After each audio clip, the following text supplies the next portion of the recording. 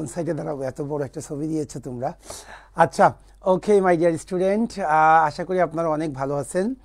Actually আপনারা সকলেই জানেন যে টার্নিং পয়েন্টের যে ব্যাংক জব কোর্সটা তারা অফার করে থাকে, এটা মূলত 3টা পোস্টকে টার্গেট করে থাকে। প্রথমত আমরা যে টার্গেটটা করি সেটা বাংলাদেশ ব্যাংকের সহকারী পরিচালক বা অ্যাসিস্ট্যান্ট ডিরেক্টর।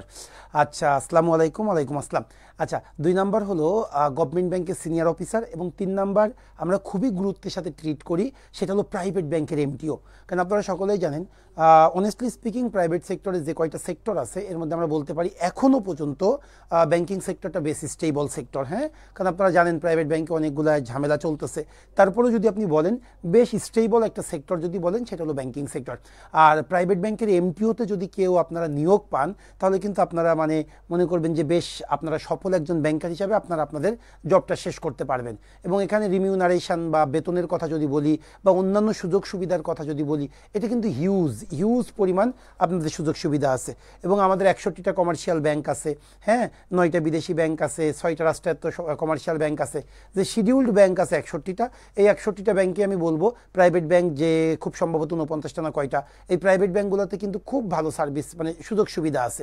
সো প্রাইভেট ব্যাংকে যারা আপনারা পরীক্ষা দিতে চান বা প্রাইভেট ব্যাংকে যারা পরীক্ষা দেন তারা আপনারা কিন্তু প্রায় কমার্শিয়াল ব্যাংক অংশ ফেস করেন যেটা বাধ্যতামূলক প্রাইভেট ব্যাংকে লাগে, সেটা হলো অ্যানালিটিক্যাল অ্যাবিলিটি। অ্যানালিটিক্যাল অ্যাবিলিটি এই পার্টটা কিন্তু প্রাইভেট ব্যাংকের জন্য খুবই ইম্পর্টেন্ট একটা পার্ট। এখন যদি বলি অ্যানালিটিক্যাল অ্যাবিলিটির 2টা পার্ট আছে। হ্যাঁ, আচ্ছা, প্রথমে একটু বলবো যারা একটু দ্রুত যুক্ত হয়ে যাব। হ্যাঁ, আচ্ছা, মুনতাহা, আসসালামু আলাইকুম। ওয়ালাইকুম আসসালাম ভাই।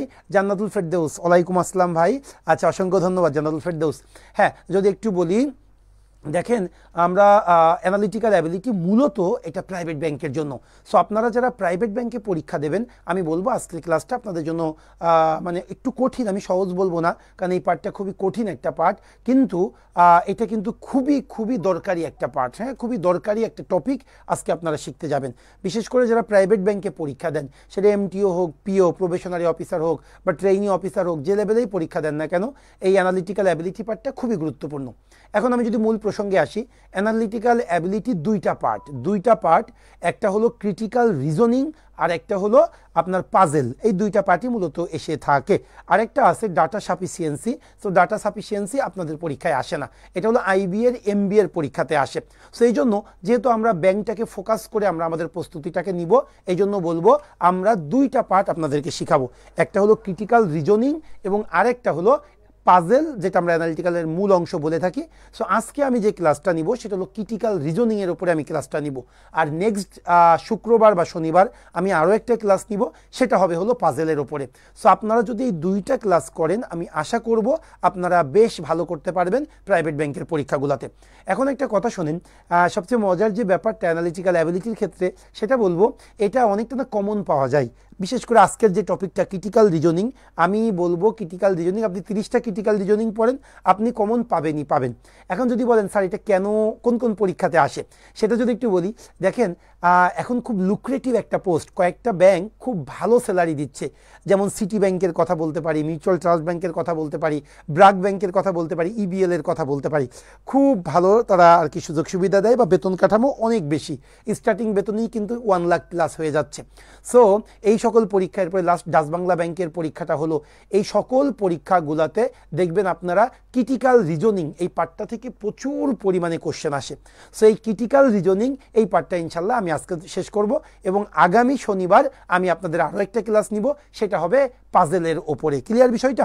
এখন আমি শুরুতেই যদি একটু বলি, ভাই ক্রিটিক্যাল রিজনিং এটা মূলত কোন জায়গা থেকে আসে?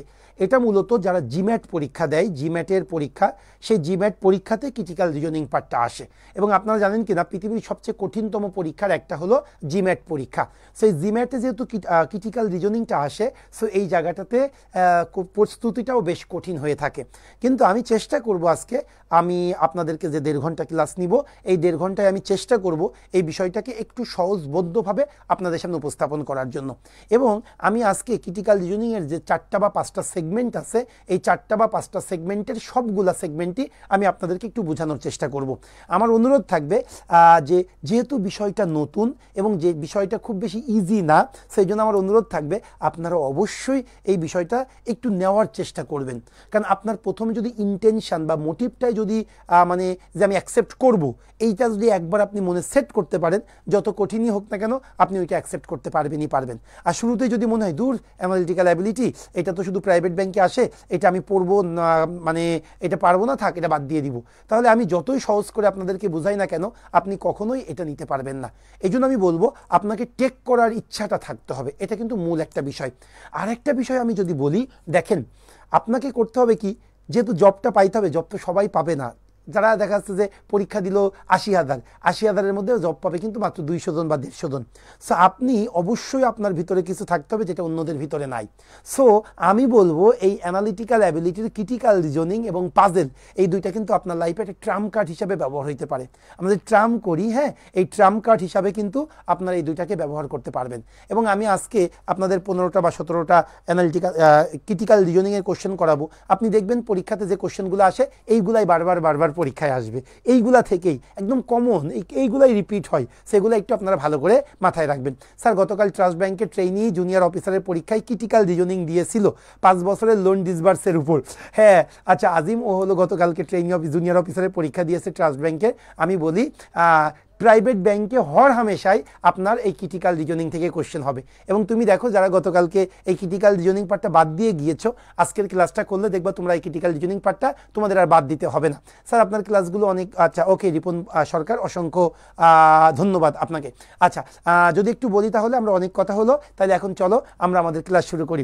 আমি ক্লাসের শুরুতে আবারই বলবো আজকের পার্টটা কিন্তু নট সো ইজি। সো আপনাদেরকে টেক করার ইচ্ছাটা থাকতে হবে। এবং আমি বললাম যে 15টা বা 17টা কোশ্চেন সলভ করাবো, এইগুলাই তোমরা প্রাইভেট ব্যাংকে বারবার পাবা। সেই জন্য হোক না আমি একটু কষ্ট হইলেও আমি জিনিসটা একটু টেক করি। ক্লিয়ার বিষয়টা? আচ্ছা আসসালামু আলাইকুম। ওয়ালাইকুম আসসালাম। তাসনূর নাকি তনুশ্রী? ওকে তনুশ্রী, তনু, আচ্ছা অসংখ্য ধন্যবাদ। তাহলে আসো আমরা শুরু করি ক্লাসটা। হ্যাঁ ওকে, সো আমরা ক্লাসটা শুরু করে দিই তাহলে এখন। আচ্ছা একটু যদি বলি অ্যানালিটিক্যাল অ্যাবিলিটি, আজকে লেকচার 1, আমাদের আগামী শনিবার লেকচার 2 নিব। লেকচার 1-এ আমি ক্রিটিক্যাল রিজনিং এই পার্টটা আজকে আমি শেষ করব। আমি শুরুতেই বলেছিলাম অ্যানালিটিক্যাল অ্যাবিলিটি যে 2টা সেকশন, একটা ক্রিটিক্যাল রিজনিং এবং একটা পাজেল। সো পাজেলটা আমি নেক্সট স্যাটারডেতে করব, আর আজকে তোমাদের ক্রিটিক্যাল রিজনিংটা আমি দেখাবো। সো আসো তাহলে আমরা প্রথমে শুরু করি। হ্যাঁ আচ্ছা, আমরা আমাদের 1 নম্বর কোশ্চেন যেটা, সেটাতে যদি আসি, প্যাটার্ন, আমরা যে প্যাটার্নটা এখন পড়বো এই প্যাটার্নটার নাম হলো প্যারাডক্স। ওকে, মানে উল্টার কোনো একটা বিষয়, হ্যাঁ প্যারাডক্সিক্যাল, হ্যাঁ এটা ঠিকও না আবার মানে ভুলও না, এই ধরনের প্যারাডক্সিক্যাল একটা মেটার নিয়ে কোশ্চেন আসে। সেই কোশ্চেনগুলো একটু তোমাদেরকে বোঝানোর চেষ্টা করব। আচ্ছা প্যারাডক্সের যে পার্টটা, প্যারাডক্সিক্যাল মেটার বোঝানোর ক্ষেত্রে যে বিষয়টা তোমাদের জানা দরকার সেটা হলো বিশেষ করে অনলির ব্যবহারটা। অনলির ব্যবহারটা এটা তোমাদেরকে একটু জানতে হবে, কারণ এইটা নিয়ে কোশ্চেন বারবার আসে। হ্যাঁ দেখো অনলি এই ওয়ার্ডটা না অনেক মানে খুবই গুরুত্বপূর্ণ একটা ওয়ার্ড, কারণ এই অনলি ব্যবহার প্লেসমেন্ট চেঞ্জের ফলে মিনিংটা চেঞ্জ হয়ে যায়। এই অনলির আপনি জাস্ট একটা জায়গা থেকে আরেকটা জায়গায় বসাবেন, ওই সেন্টেন্সের মিনিংটাই চেঞ্জ হয়ে যাবে। এই জন্য আমি আপনাদের সামনে 3টা সেন্টেন্স উপস্থাপন করেছি। অনলি যে ইম্পর্টেন্ট একটা মেটার, এটার পজিশনটা যে একটু বুঝে শুনে আমাকে চিন্তা করতে হবে, লেখার ক্ষেত্রে অনলিটা যে একটু বুঝে শুনে লিখতে হবে, এটা বোঝানোর জন্য আমি 3টা সেন্টেন্স দিয়েছি। এই 3টা সেন্টেন্স একটু আপনারা বোঝার চেষ্টা করবেন। প্রথম সেন্টেন্সটা দেখেন, only my friend smiles in the weekend.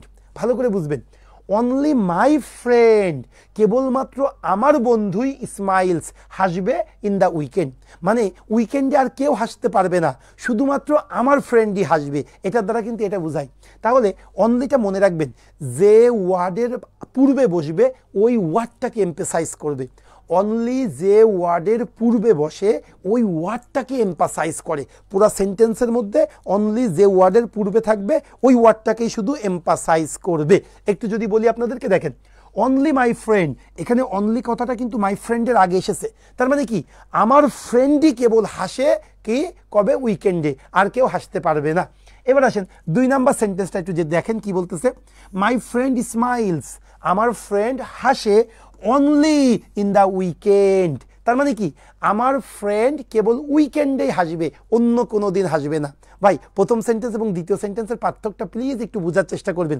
প্রথম সেন্টেন্সটা হলো উইকেন্ডে কেবল আমার বন্ধুই হাসাহাসি করবে, পৃথিবীতে আর কেউ হাসাহাসি করতে পারবে না। আর দ্বিতীয় সেন্টেন্সে এই অনলিটা যখন আমি উইকেন্ডের আগে দিলাম তখন কি দাঁড়াইলো, মাই ফ্রেন্ড স্মাইলস, আমার ফ্রেন্ড হাসে। কবে হাসে? অনলি ইন দ্য উইকেন্ড, কেবলমাত্র উইকেন্ডে হাসবে, অন্য কোনো দিন আমার বন্ধু হাসতে পারে না।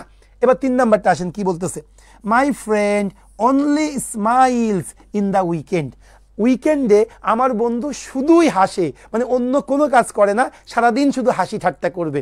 সো দেখেন আমি অনলিটা যখন বন্ধুর আগে বসাচ্ছি তখন কি আমার বন্ধুই কেবলমাত্র উইকেন্ডে হাসে।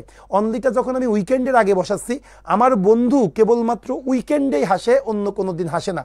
আর 3 নাম্বার হলো my friend only smiles in the weekend, উইকেন্ডে আমার ফ্রেন্ড খায় না, ঘুমায় না, কিছু করে না, শুধুমাত্র হাসে। এটার অর্থ হলো এই 3টার মিনিংটা একটু আপনাদেরকে বুঝাইতে পেরেছি কিনা একটু কমেন্টস করবেন, কারণ এই 3টার ওপরে বেস করেই আমি পরবর্তী 5টা কোশ্চেন সলভ করব। এবং ক্রিটিক্যাল রিজনিংয়ে যে পার্টটা থেকে সবচাইতে বেশি কোশ্চেন হয় সেটা কিন্তু এই অনলির ব্যবহার থেকে। আচ্ছা, প্রতিদিন আপনার ক্লাস পেলে আরিফ অসংখ্য ধন্যবাদ ভাই।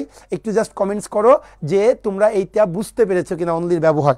তার মানে দেখেন আমি সিম্পলি যদি বলি যে অনলি টার্নিং পয়েন্ট স্টুডেন্টদেরকে জব পাইতে পারে, তার মানে কি অন্য কোনো প্রতিষ্ঠান জব পাইতে পারে না, শুধুমাত্র টার্নিং পয়েন্টে জব পাইতে পারে। এবার উল্টায় যদি বলি যে টার্নিং পয়েন্টের স্টুডেন্টরাই অনলি জব পায়, তার মানে কি টার্নিং পয়েন্টের স্টুডেন্টরা জব ছাড়া অন্য কোনো কিছু করে না, শুধু জবই পেয়ে থাকে। অনলিটা যার পূর্বে বসাবো তাকেই মডিফাই করে। আচ্ছা ঠিক আছে, আমরা মোটামুটি কিছুটা বোঝানোর চেষ্টা করেছি। এখন আসেন এই অনলি দিয়ে কি ধরনের কোশ্চেন পরীক্ষায় আসে বা এসেছে সেটা একটু আপনাদেরকে বোঝানোর চেষ্টা করব। আমি আবারও বলবো আজকের পার্টটা সম্পূর্ণ নতুন, একটু প্লিজ টেক করার ইচ্ছা থাকতে হবে। ওকে, আসেন তাহলে কোশ্চেনটা আগে পড়বো। আচ্ছা, ক্রিটিক্যাল রিজনিং জিনিসটা কি? ক্রিটিক্যাল রিজনিং হলো প্রথমে একটা মানে প্যারাগ্রাফ দেওয়া থাকবে বা একটা কুলু দেওয়া থাকবে, ওই কুলুর উপরে বেস করে 4টা বা 5টা অপশন থাকবে, ওই 4টা বা 5টা অপশনের যে কোনো একটা অপশন তোমাকে ইনস্ট্রাকশন অনুযায়ী আনসার করতে হবে। ক্লিয়ার? সো একটু যদি তোমাদেরকে বলি সবাই একটু শোনো কোশ্চেনটা কি বলতেছে, কোশ্চেনটা একটু ভালো করে বুঝবে। হুইচ অফ দ্য ফলোইং, নিচের কোনটা কন্ট্রাডিক্ট, কন্ট্রাডিক্ট মানে কি উল্টায়ে দেবে, কন্ট্রাডিক্ট করবে দ্য ভিউ দ্যাট, মানে নিচে একটা মন্তব্য থাকবে, এই মন্তব্যটাকে নিচের কোন অপশনটা ওইটার মন্তব্যটাকে উল্টায় বা কন্ট্রাডিক্ট করবে, সেই মন্তব্যটা কি সেটা একটু দেখো। মন্তব্যটা কি? Only the smart people become rich. ভাই একটু ভালো করে, only the smart people become rich, তার মানে কি যে স্মার্ট পিপলই, কেবলমাত্র স্মার্ট পিপলই কি হয়? ধনী হয়। কেবলমাত্র স্মার্ট পিপলরাই কি হবে? ধনী হবে। এই বাক্যটাকে আমাকে কন্ট্রাডিক্ট করতে হবে। তোমাদেরকে যদি একটু দেখাই, আমি সেন্টেন্সটা আবার লিখতেছি, সবাই একটু প্লিজ দেখবে। আমরা এখন আনসার করব না, প্রথম কোশ্চেন তো একটু ভালো করে বুঝবো। অনলি, 2টা সেন্টেন্স লিখতেছি, only smart people become rich, এটা একটা সেন্টেন্স। আরেকটা সেন্টেন্স লিখলাম, স্মার্ট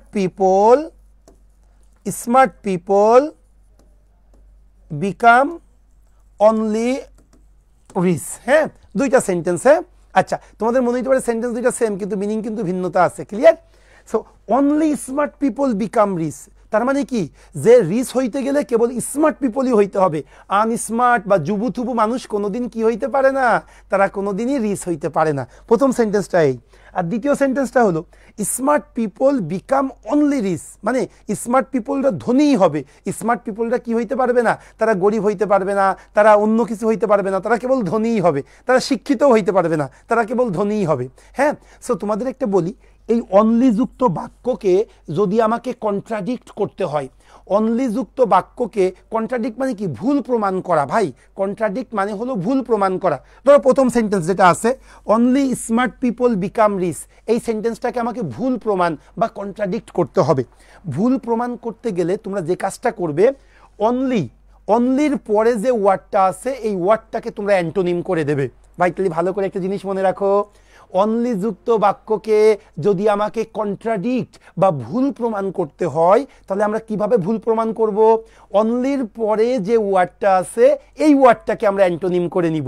তার মানে only smart people become rich, এইটাকে যদি আমি ভুল করতে চাই তাহলে ভুল প্রমাণ করতে চাই কি করতে হবে? অনলির পরে কি আছে? স্মার্ট পিপল, এইটাকে আমাকে অ্যান্টোনিম করতে হবে। তাহলে কীভাবে এইটার একটু উল্টা বসাইতে হবে, তাইলে এটা ভুল প্রমাণ হয়ে যাবে। তাহলে আমরা কিভাবে করতে পারি? যেমন প্রথমটা ছিল only smart people become rich, আমি কি বলবো? করিম একজন আনস্মার্ট কিন্তু করিম অনেক ধনী। এই যে দেখো ভুল প্রমাণ হয়ে গেল ভাই, করিম আনস্মার্ট কিন্তু করিম অনেক ধনী, কারণ কি স্মার্টটাকে তুমি অ্যান্টোনিম করে দিয়েছো। এখন 2 নাম্বার সেন্টেন্সের দিকে তাকাও। 2 নাম্বার সেন্টেন্সটাকে তুমি যদি ভুল প্রমাণ করতে চাও তাহলে কি হবে একটু দেখো তো। Smart people become only rich, এই জায়গায় অনলিটা কার আগে আছে? রিচের আগে আছে। তার মানে রিচটাকে আমাকে অ্যান্টোনিম করতে হবে। তাহলে কিভাবে অ্যান্টোনিম করব আমরা? যে করিম খুবই স্মার্ট পিপল, তারপরেও করিম কি খুবই দরিদ্র। তাহলে আমার কি হয়ে গেল? ভুল প্রমাণ হয়ে গেল। তার মানে অনলি যুক্ত বাক্যকে যদি ভুল প্রমাণ করতে হয় তাহলে অনলির পরে যে ওয়ার্ডটা আছে ওই ওয়ার্ডটাকে তোমাকে অ্যান্টোনিম করতে হবে। এখন আসো আমার কোশ্চেনে চলে আসো। কোশ্চেনে কি এসেছে? Only the smart people become rich, কেবলমাত্র স্মার্ট পিপলরাই কি হয়? ধনী হয়। এখন বলো এইটাকে আমরা অ্যান্টোনিম মানে কন্ট্রাডিক্ট কিভাবে করব? একটু যদি বলি বোথ স্মার্ট, মানে এই 5টা অপশন থাকবে, 5টা অপশনের যে কোনো একটা অপশন দিয়ে তোমাকে কন্ট্রাডিক্ট করতে হবে। স্মার্ট এবং রিচ আর রিলেটিভ টার্ম, এটা রিলেটিভ না ইররিলেটিভ এটা আমাকে এখানে বলে নাই, সেটা বাদ। Some smart people do not desire to become rich, কিছু কিছু স্মার্ট পিপল তারা কি হইতে চায় না? ধনী হইতে চায় না। এসব কিছু বোঝাচ্ছে না। আমি তোমাদেরকে সহজে চলে যাই, অনলির পরের ওয়ার্ডে কি করতে হবে? অ্যান্টোনিম করতে হবে, উল্টা বানাইতে হবে। তাহলে অনলির পরে কি আছে? স্মার্ট। সো স্মার্টটাকে আমাকে অ্যান্টোনিম করতে হবে। আমি যদি একটু দেখাই স্মার্টের অ্যান্টোনিম, দেখো সি নাম্বারটা আছে, সোহেল ইজ স্টুপিড। এই এখানে কে ছিল? স্মার্ট। স্মার্টের অ্যান্টোনিম কি? Stupid. Okay fine, Sohel is stupid. Sohel না খুবই বোকা প্রকৃতির একটা ছেলে, তারপরেও he amassed a large fortune by the age of 30, তারপরেও সে 30 বছরের মধ্যে অনেক টাকার মালিক হয়ে গিয়েছে। এইটা দ্বারা আমি কন্ট্রাডিক্ট করতে পেরেছি। তাহলে আমার কোশ্চেনে কি ছিল? Only the smart people become rich, কেবলমাত্র ধনীরাই কেবলমাত্র স্মার্টরাই ধনী হয়। সো দেখো স্মার্টের অ্যান্টোনিম কি? স্টুপিড। সো আমি বললাম সোহেল হলো একজন স্টুপিড, তারপরেও সে 30 বছরের মধ্যে অনেক ধনী হয়ে গেছে। সো আনসার হবে কিন্তু সি ফর চিটাগং। এখন দেখো ডি নাম্বার দ্বারাও কিন্তু আনসারটা করা যায়, আনসারটাকে কন্ট্রাডিক্ট করা যায়। কিভাবে? শামিমা ওয়াজ স্মার্ট, তারপরেও শামিমা গরিব। একটু দেখো না কি বলছিল? স্মার্টরাই ধনী হয়। এখন ডি নাম্বার অপশনে কি? শামিমা স্মার্ট, তারপরেও সে গরিব। এটাও কিন্তু কন্ট্রাডিক্ট হয়, কিন্তু অনলির পরের ওয়ার্ডটাকেই অ্যান্টোনিম করতে হবে। অনলির পরে স্মার্ট, সো স্মার্টটাকেই অ্যান্টোনিম করতে হবে। এখানে তারা অ্যান্টোনিম করেছে কোনটা? রিচ। রিচের অ্যান্টোনিম তারা কি করেছে? পোর লিখছে। সো মনে রাখবেন, একদম ঠাটা যদি কেউ না বুঝতে পারেন আমি সিম্পলি বলবো, ভাই অনলি যুক্ত সেন্টেন্সকে যদি আপনি কন্ট্রাডিক্ট বা ভুল প্রমাণ করতে চান, অনলির পরে যে ওয়ার্ডটা আছে ওই ওয়ার্ডটাকে আপনি অ্যান্টোনিম করে দেবেন। আরেকটা কথা বলি, আপনারা এই পর্যন্ত একটা ক্লাসও ফেসবুকে পাবেন না যেটা ক্রিটিক্যাল রিজনিংয়ের ওপরে লাইভ গেছে। আপনি একটু দেখেন ইউটিউব ঘেটে বা যে কোনো জায়গায়, ক্রিটিক্যাল রিজনিংয়ের ওপরে কোনো ক্লাস কোনো প্রতিষ্ঠান নেইনি। কিন্তু আমরা যেহেতু চিন্তা করি যে এখন খুবই অনেক বেশি স্টুডেন্ট প্রাইভেট ব্যাংকে পরীক্ষা দিচ্ছে, এবং গতকালকেও এনসিসি ট্রাস্ট ব্যাংকের পরীক্ষা হয়েছে, ওখানেও কিন্তু ক্রিটিক্যাল রিজনিং এসেছে। এই জন্যই কিন্তু আমরা এই পার্টটা কিন্তু আমরা লাইভে রাখছি বা লাইভে একটা ক্লাস দিয়েছি, সেটা একটু আপনাদেরকে মাথায় রাখতে হবে। সো হয়ে গেল আমাদের 1 নাম্বার কোশ্চেনটা। এইবার 2 নাম্বার কোশ্চেনটা একটু আপনাদের কাছ থেকে আনসার নিব। তার আগে আমি একটু কোশ্চেনটা বুঝাই আপনাদেরকে, ভালো করে বুঝবেন। ক্লিয়ার? আচ্ছা, হুইচ অফ দ্য ফলোইং আবার কন্ট্রাডিক্ট বলতেছে, নিচে একটা মন্তব্য থাকবে, এই মন্তব্যকে কন্ট্রাডিক্ট করা যাবে কোন অপশন দ্বারা? দ্য ভিউ দ্যাট, আবার ভিউটা কি একটু দেখেন, only MBA degree holder become rich. Only MBA degree holder become rich, MBA degree হোল্ডাররাই কি হবে? ধনী হবে। কেবলমাত্র MBA ডিগ্রিধারীরাই কি হয়? ধনী হয়। মানে MBA ডিগ্রি ছাড়া কেউ ধনী হইতে পারে না, এইটাকে আপনাকে কন্ট্রাডিক্ট করতে হবে। এখন আমি আপনাদেরকে সহজ করে দিই, এটার কন্ট্রাডিক্ট করার 2টা অপশন আছে। সেই 2টা অপশন কি কি আমি একটু যদি দেখি। মিস্টার করিম, এই যে সি নাম্বার অপশনটা আছে আর ই নাম্বার অপশনটা আছে। কেমন? মিস্টার করিম আমার কোশ্চেনে কি ছিল, কেবলমাত্র এমবিএ ডিগ্রিধারীরাই কি হবে, ধনী হবে, তাই না? এখন দেখেন C number option, mister Karim was an MBA degree holder. Mister Karim হলো এমবিএ ডিগ্রি হোল্ডার, তারপরেও সে কি অনেক গরিব। আর ই নাম্বার দেখেন, mister Bill Gates does not have MBA degree. Mister Bill গেটসের এমবিএ ডিগ্রি নাই, তারপরেও সে অনেক সম্পদশালী। এখন আপনারা বলতে হবে সি হবে না ই হবে, দ্রুত আনসার চাই। অভিক আনসার করছে সি, সিয়াম আনসার করছে সি, তামান্না ই, নূরে আলম ই, সাইমা ই। আমি একটু আনসার চাই দ্রুত ভাই, সবাইকে আনসার করতে হবে। আরেকটা কথা বলবো, এই ক্লাসটা তোমরা একটু শেয়ার দিয়ে রাখবে, কারণ এই ক্লাসটা তো জেনারেলি ক্রিটিক্যাল রিজনিংয়ের উপরে কোনো ক্লাস হয় না, কোনো প্রতিষ্ঠান তো নেয়ই না। ওকে, সো এই জন্য বলবো এই ক্লাসটা শুধু এই কয়টা মুখস্থ করে ফেলো, দেখো তুমি কনফার্ম ইনশাল্লাহ যদি 5টা ক্রিটিক্যাল রিজনিং আসে তুমি 4, 3, 4 পাবাই পাবা। আচ্ছা, রাহা ই, ওকে ফাইন। মিসবা পিয়াল ই, আব্দুল মান্নান ই, আচ্ছা মুনতাহারা মামুন ই। মাশাল্লাহ, এই যে তোমাদের আনসার দিকে ভালো লাগতেছে, প্রায় 23 জন আনসার, 24-25 জন আনসার করছো। আনসার করা মানেই কিন্তু তুমি ক্লাসে আসো। আচ্ছা, সাইফুজ্জামান ই, সায়েদা ই, ফয়সালি। আচ্ছা ঠিক আছে, ওকে ওকে ওকে ওকে, ই ই ই। এখন একটু দেখাই তোমাদেরকে। আমি একটা কথা বলেছিলাম ভাইরে, অনলি যুক্ত বাক্যকে যদি কন্ট্রাডিক্ট বা ভুল প্রমাণ করতে হয়, অনলির পরের ওয়ার্ডটাকে তোমাকে অ্যান্টোনিম করতে হবে। একটু বোঝার চেষ্টা করো। আমি বললাম কি, কেবলমাত্র এমবিএ ডিগ্রিধারীরাই কি হয়, ধনী হয়। দুইভাবে কন্ট্রাডিক্ট করা যায়, যে করিম এমবিএ ডিগ্রি নাই তারপরেও ধনী, আবার কি করিমের এমবিএ ডিগ্রি আছে তারপরেও করিম কি অনেক বেশি গরিব। এখন এই দুইটা দ্বারা কন্ট্রাডিক্ট করলে হবে না। আমি তোমাদের বলেছিলাম অনলির পরে যে ওয়ার্ড, সেই ওয়ার্ডটাকে অ্যান্টোনিম করবা। সো দেখো এখানে দুইটা ওয়ার্ড মূল, একটা এমবিএ ডিগ্রি আছে আর একটা সে ধনী। এখন তুমি ধনীটাকে গরিব বানাইতে পারো, তাতে কন্ট্রাডিক্ট। আবার এমবিএ ডিগ্রি আছে, সেখানে তুমি লিখলে এমবিএ ডিগ্রি নাই, দুইভাবেই কিন্তু কন্ট্রাডিক্ট করা যাবে। কিন্তু আমি বলেছিলাম অনলির পরে যে ওয়ার্ড, ওই ওয়ার্ডটাকে অ্যান্টোনিম করবেন। এখন বলেন অনলির পরে কি আছে, এমবিএ ডিগ্রিধারী। তাহলে আমাকে এমন কিছু বের করতে হবে যে এমবিএ ডিগ্রিধারী না, তারপরেও সে ধনী, তাইলেই আনসার হবে। তার মানে সি নাম্বার আনসার হবে না। Mister Karim was an MBA degree holder বলছে, এখানেও তো এমবিএ ডিগ্রি হোল্ডার। অনলির পরের ওয়ার্ডটাকে অ্যান্টোনিম করে দাও, আনসার হবে হলো E for Europe. Bill Gates doesn't have MBA degree. Bill গেটসের এমবিএ ডিগ্রি নাই, তারপরেও বিল গেটস অনেক টাকার মালিক। সেইটাই তো আনসার, কেন ওখানে অনলির পরে এমবিএ ডিগ্রি ধারী আছে, আর আমার আনসারে এমবিএ ডিগ্রি নাই। ভেরি গুড, তোমরা 37 জন আনসার করছো, 37 জনের মধ্যে 4-5 জন বাদে সকলেরই আনসার ঠিক আছে। অসংখ্য ধন্যবাদ। আচ্ছা, আমি যদি বলি তোমরা যেহেতু ফেসবুক লাইভে আসো, যে কোনো মানে তোমাদের প্রশ্ন তোমরা জাস্ট একটু কমেন্ট বক্সে দিয়ে দেবে, আমি সবার কমেন্টসই পড়বো আজকে। ওকে, সো আমি কিন্তু অনলির বিষয়ে আমরা 2টা কোশ্চেন সলভ করে ফেলেছি। এখন আসো আমি 3 নাম্বার কোশ্চেনে চলে যাব। আমি আবারও বলবো আজকের ক্লাসটা একটু লাইভ দিয়ে রাখো, মানে শেয়ার দিয়ে রাখো। কারণ কি, তোমরা যখনই কোনো প্রাইভেট ব্যাংকের পরীক্ষা দিতে যাবে, আজকের এই ক্লাসটা দেখে গেলে অনেক উপকৃত হবে তোমরা, অনেক। ক্লিয়ার বিষয়টা? আচ্ছা, এখন আসো আমরা, ভাইয়া আপনি বলেছিলেন ডিসেম্বরে নড়াইল থেকে ঢাকাতে ট্রান্সফার হয়ে আসবেন, ভাইয়া ডিসেম্বরে কি এরকম পসিবিলিটি আছে? আচ্ছা, আমি আমার প্রমোশনের জন্য ওয়েট করতেছি। হ্যাঁ, আল্লাহ রহিম রহমান যদি চাই, এবার আমি এসপিও, সিনিয়র প্রিন্সিপাল অফিসার, মানে 5th গ্রেডে আসবো। সো যদি জানুয়ারিতে প্রমোশন হয়ে যায়, তাহলে ফেব্রুয়ারি মার্চে। এখন বাকিটা আল্লাহ ভরসা, এগুলো এভাবে বলা ঠিক না। আল্লাহ যেখানে চাবে সেখানেই হবে, কর্তৃপক্ষ যেটা ভালো মনে করবে সেটা। যেহেতু ব্যাংকে চাকরি করেছি, বাংলাদেশের যে কোনো জায়গায় ট্রান্সফার দিলে আমি চাকরি করতে প্রস্তুত আছি, এতে তো কোনো বিষয় না। আর এখন কমিউনিকেশন তো কোনো ব্যাপারই না, নড়াইল থেকে আমার আসতে 2 ঘন্টা লাগে। যারা মতিঝিল থেকে উত্তরাতে অফিস করে, যদি মেট্রো রেলে না যায়, আমি তার আগে ঢাকাতে চলে আসতে পারি।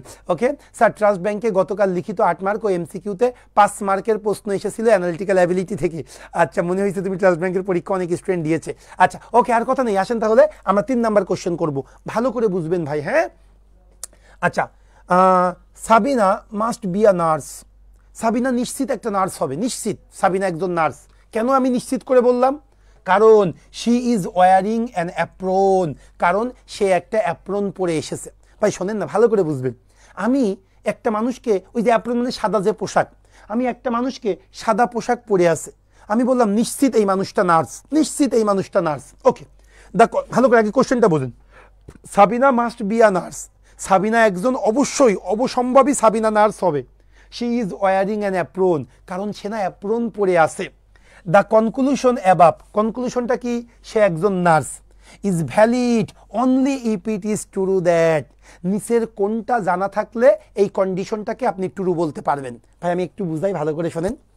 আমি বললাম কি, সাবিনা নিশ্চিত একজন নার্স, কারণ সে অ্যাপ্রন পরে আছে। তাহলে আমার বাক্যটা কি, ওই মেয়েটা অবশ্যই নার্স হবে কারণ সে সাদা ওই যে অ্যাপ্রনটা পরে আছে। এখন আমি বললাম এই বাক্যটা সঠিক হবে যদি কোন জিনিসটা আমি এর সাথে যুক্ত করি, এটা হলো আমার কোশ্চেন। এখন ভাই আপনি সাদা জামা পরলে কি সবাইকে আপনি নার্স বলবেন? এই যারা ওই যে জিওগ্রাফির স্টুডেন্ট বা বিভিন্ন কলেজের স্টুডেন্ট ওরা মাঝে মাঝে কিন্তু সাদা অ্যাপ্রন পরে, এখন আমি কি ওদেরকে নার্স বলতে পারবো? না, আমি ওদেরকে নার্স বলতে পারবো না। কিন্তু যদি এইটা বাংলাদেশের সংবিধানে লেখা থাকে যে নার্স ব্যতীত কেউ সাদা অ্যাপ্রন পরতে পারবেন না, তাহলে কিন্তু আমি যেখানেই সাদা জামা পরা দেখব, সাদা অ্যাপ্রন পরা দেখব, আমি বলবো ও নার্স। কারণ আমি তো জানি বাংলাদেশ সংবিধানে আছে যে নার্স ছাড়া কেউ সাদা অ্যাপ্রন পরতে পারবে না। তাহলে সাবিনা অ্যাপ্রন পরে আছে বলে ও নিশ্চিত নার্স হবে কখন? যখন আমি জানবো নার্স বাদে আর কেউ অ্যাপ্রন পরতে পারে না, তার মানে কি কেবলমাত্র নার্সরাই অ্যাপ্রন পরে। তাহলে সাবিনা একজন নার্স, সে নিশ্চিত নার্স হবে কারণ কি সে অ্যাপ্রন পরে আছে। এই কনক্লুশনটাকে যদি আমি ভ্যালিড করতে চাই, নিচের কোন সেন্টেন্সটা আমাদেরকে জানতে হবে? কি সেন্টেন্স জানতে হবে? যে কেবলমাত্র নার্সরাই অ্যাপ্রন পরে, বাংলাদেশে আর কোনো মানুষ অ্যাপ্রন পরতে পারবে না নার্স ছাড়া। এই কথাটা জানা থাকলেই কি হয়ে যাবে, যার গায়ে অ্যাপ্রন দেখবো সেই নার্স। কিন্তু এই কথা যদি না জানা থাকে তাহলে কিন্তু আমি বলতে পারবো না অ্যাপ্রন পরলেই সে নার্স হবে। তাহলে এই যে আমার কোশ্চেনটা ছিল Sabina must be a nurse কারণ সে একজন অ্যাপ্রন পরে আছে, এই কনক্লুশনটাকে যদি আমি ভ্যালিড বানাইতে চাই নিচের কোন সেন্টেন্সটা যুক্ত করতে হবে? ভেরি গুড, কোন সেন্টেন্সটা যুক্ত করব? এই যে বি নাম্বার সেন্টেন্সটা, অনলি নার্স ওয়ার অ্যাপ্রন, কেবলমাত্র নার্সরাই কি পরে? অ্যাপ্রন পরে। নওরিন ঠিক আছে, মিসবা ঠিক আছে, আখি ঠিক আছে, নিভান ঠিক আছে, আনসার আজিম ঠিক আছে। আগে মিনিংটা তাহলে ভালো করে বুঝতে হবে কিন্তু। যেমন দেখো এই কোশ্চেনটা আরেকটা ব্যাংকের কথা বলতেছি আমি। এই কোশ্চেনটা কিভাবে এসেছিল শোনো, এটা খুব সম্ভবত এটা সিটি ব্যাংকের কোশ্চেন। আমি যদি বলি কি এসেছিল, যে তামিম ইকবাল হেলমেট পরে আছে, সো তামিম ইকবাল অবশ্যই একজন খেলোয়াড়। ওই ব্যক্তিটা হেলমেট পরে আছে, সো ওই ব্যক্তিটা অবশ্যই একজন খেলোয়াড়। বলছিল এই বাক্যটা ভ্যালিড হবে কোন সেন্টেন্সটা যুক্ত হইলে? এই একটা মানুষ হেলমেট পরে আছে তাকে আমি খেলোয়াড় বলবো কখন? এই যারা ওই নির্মাণ কাজ করে তারাও তো হেলমেট পরে, যে নির্মাণ কাজের শ্রমিক, আমার বাসায় যে বাড়িটা বানাইছে সেও কিন্তু হেলমেট পরছে, অনেক সময় রিক্সাওয়ালারাও হেলমেট পরে, তাহলে কি তাদেরকে আমি খেলোয়াড় বলবো? নো, বলছে আমি খেলোয়াড় বলতে পারবো যদি বাংলাদেশে এই কথাটা পরিচালিত থাকে বা বাংলাদেশের সংবিধানে যদি এই কথাটা লেখা থাকে যে খেলোয়াড় বাদে কেউ হেলমেট পরতে পারবে না, অনলি প্লেয়ার্সরাই কেবলমাত্র হেলমেট পরে। যদি আমরা এই কথাটা জানি তাহলে নিশ্চিত আমরা কি জেনে ফেলবো, যে যার মাথায় হেলমেট থাকবে সেই কিন্তু খেলোয়াড়। সেটা একটু মাথায় রাখতে হবে। এখন এইটারই একটা কঠিন কোশ্চেন এসেছিল, সো আপনারা দেখি পারেন কিনা, এইটা আমি পরে আপনাদের কাছ থেকে নিব। সেটা হলো 4 নাম্বার কোশ্চেনটা একটু আমি আপনাদের কাছ থেকে নিব। আনসারটা কিন্তু অনেক কঠিন, একটু ভালো করে বুঝবেন। তার মানে একটা জিনিস ভালো করে মনে রাখবেন, সে নার্স হবে, অ্যাপ্রন পরলেই সে নার্স হবে কখন? অনলি নার্সরাই অ্যাপ্রন পরে যদি এইটা লিখিত হয়, তাহলে অনলি দিয়ে বাক্যটা খোঁজার চেষ্টা করবেন, তাইলে আপনারা আনসারটা পাবেন। না পারলে নান অফ দিস। ওকে, আসেন তো দেখি আমরা পারি কিনা।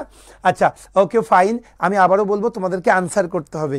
আর আজকের ক্লাসটা এটা প্রাইভেট ব্যাংকের জন্যই খুবই ইম্পর্টেন্ট। সরকারি ব্যাংকে আপনাকে ক্রিটিক্যাল রিজনিং থেকে কোশ্চেন আসবে না। সো যারা প্রাইভেট ব্যাংকে পরীক্ষা দিচ্ছেন, এবং এখন কিন্তু প্রাইভেট ব্যাংক প্রত্যেকটা ডাকতেছে, তাদের জন্য বলবো এটা একটা ট্রাম্প কার্ড। কারণ ক্রিটিক্যাল রিজনিং কেউ পড়েই না, সবাই বাদ দেয়। কিন্তু জানেন কিনা আজকে যে 15টা কোশ্চেন পড়াবো, এই 15টা কোশ্চেনের মধ্যে থেকেই দেখবেন আপনি সব পরীক্ষায় আসবে। এই অনলির ব্যবহারটাই পরীক্ষায় বেশি আসে। ওকে, সো আসেন আমরা পরের কোশ্চেনে চলে যাই। Sabbir must be a doctor. ভাই সাব্বির নিশ্চিত একজন ডাক্তার, কেন? কারণটা হলো he is wearing a stethoscope around his neck. ভাই আমি বললাম সাব্বির নিশ্চিত একজন ডাক্তার, কেন? কারণ সে তার গলায় স্টেথোস্কোপ পরেছে। এখন স্টেথোস্কোপ আমার মেয়েরও দেখলাম, যে আমার বাচ্চা যে মেয়েটা, সেও গলায় স্টেথোস্কোপ দিয়ে রাখে, বাবা আমি ডাক্তার, বাবা আমি ডাক্তার। তাহলে আমি কি ওর স্টেথোস্কোপ দেখেই কি আমি ডাক্তার বলতে পারবো? না, আমি পারবো কখন? যখন বাংলাদেশের সংবিধানে লেখা থাকবে ডাক্তার ছাড়া কেউ স্টেথোস্কোপ পড়তে পারে না, তখনই তো আমি এটা বলতে পারবো, তাই না? সো একটু আসেন, আগে থেকে আনসার করেন না, আগে শোনেন আমি কি বলি, তারপরে আপনি আনসার করবেন। Sabbir must be a doctor. Sabbir নিশ্চিত একজন ডাক্তার, কেন? He is wearing a stethoscope around his neck, কারণ সে তার গলাতে একটা স্টেথোস্কোপ পরে আছে। This conclusion is valid. এই কনক্লুশনটা সত্যি কখন? Only if it is true that, নিচের কোন সেন্টেন্সটা যুক্ত করলে আমি বলতে পারবো ও যেহেতু গলায় স্টেথোস্কোপ পরে আছে ও একজন ডাক্তার। এইবার আমি আনসার নিতে চাই। আচ্ছা, মুনতাহানা মুন ই বলতে চাচ্ছ, মিসবা পিয়াল ই বলতে চাচ্ছ, শুভ ই, আচ্ছা সাইয়েদা আফসানা ই বলতে চাচ্ছ। ওকে ওকে, সব মেয়েরা কেন, ছেলেরা কোথায় আছে? দ্রুত আনসার করতে হবে, দ্রুত আনসার করতে হবে। আচ্ছা, এমডি আজিম হোসাইন সি বলতে চাচ্ছ, আচ্ছা রাহা ই বলতে চাচ্ছ। ওকে ওকে, আর 2-3টা আনসার নিব। হ্যালো, হ্যাঁ ক্লাসে। ওকে ওকে, ঠিক আছে, একটু দ্রুত দেখি। আচ্ছা, রাহা ই বলতে চাচ্ছ। আচ্ছা, এখন একটু যদি বলি, হ্যাঁ আপনাদের কথাই ঠিক আছে, আনসার নান অফ দিস।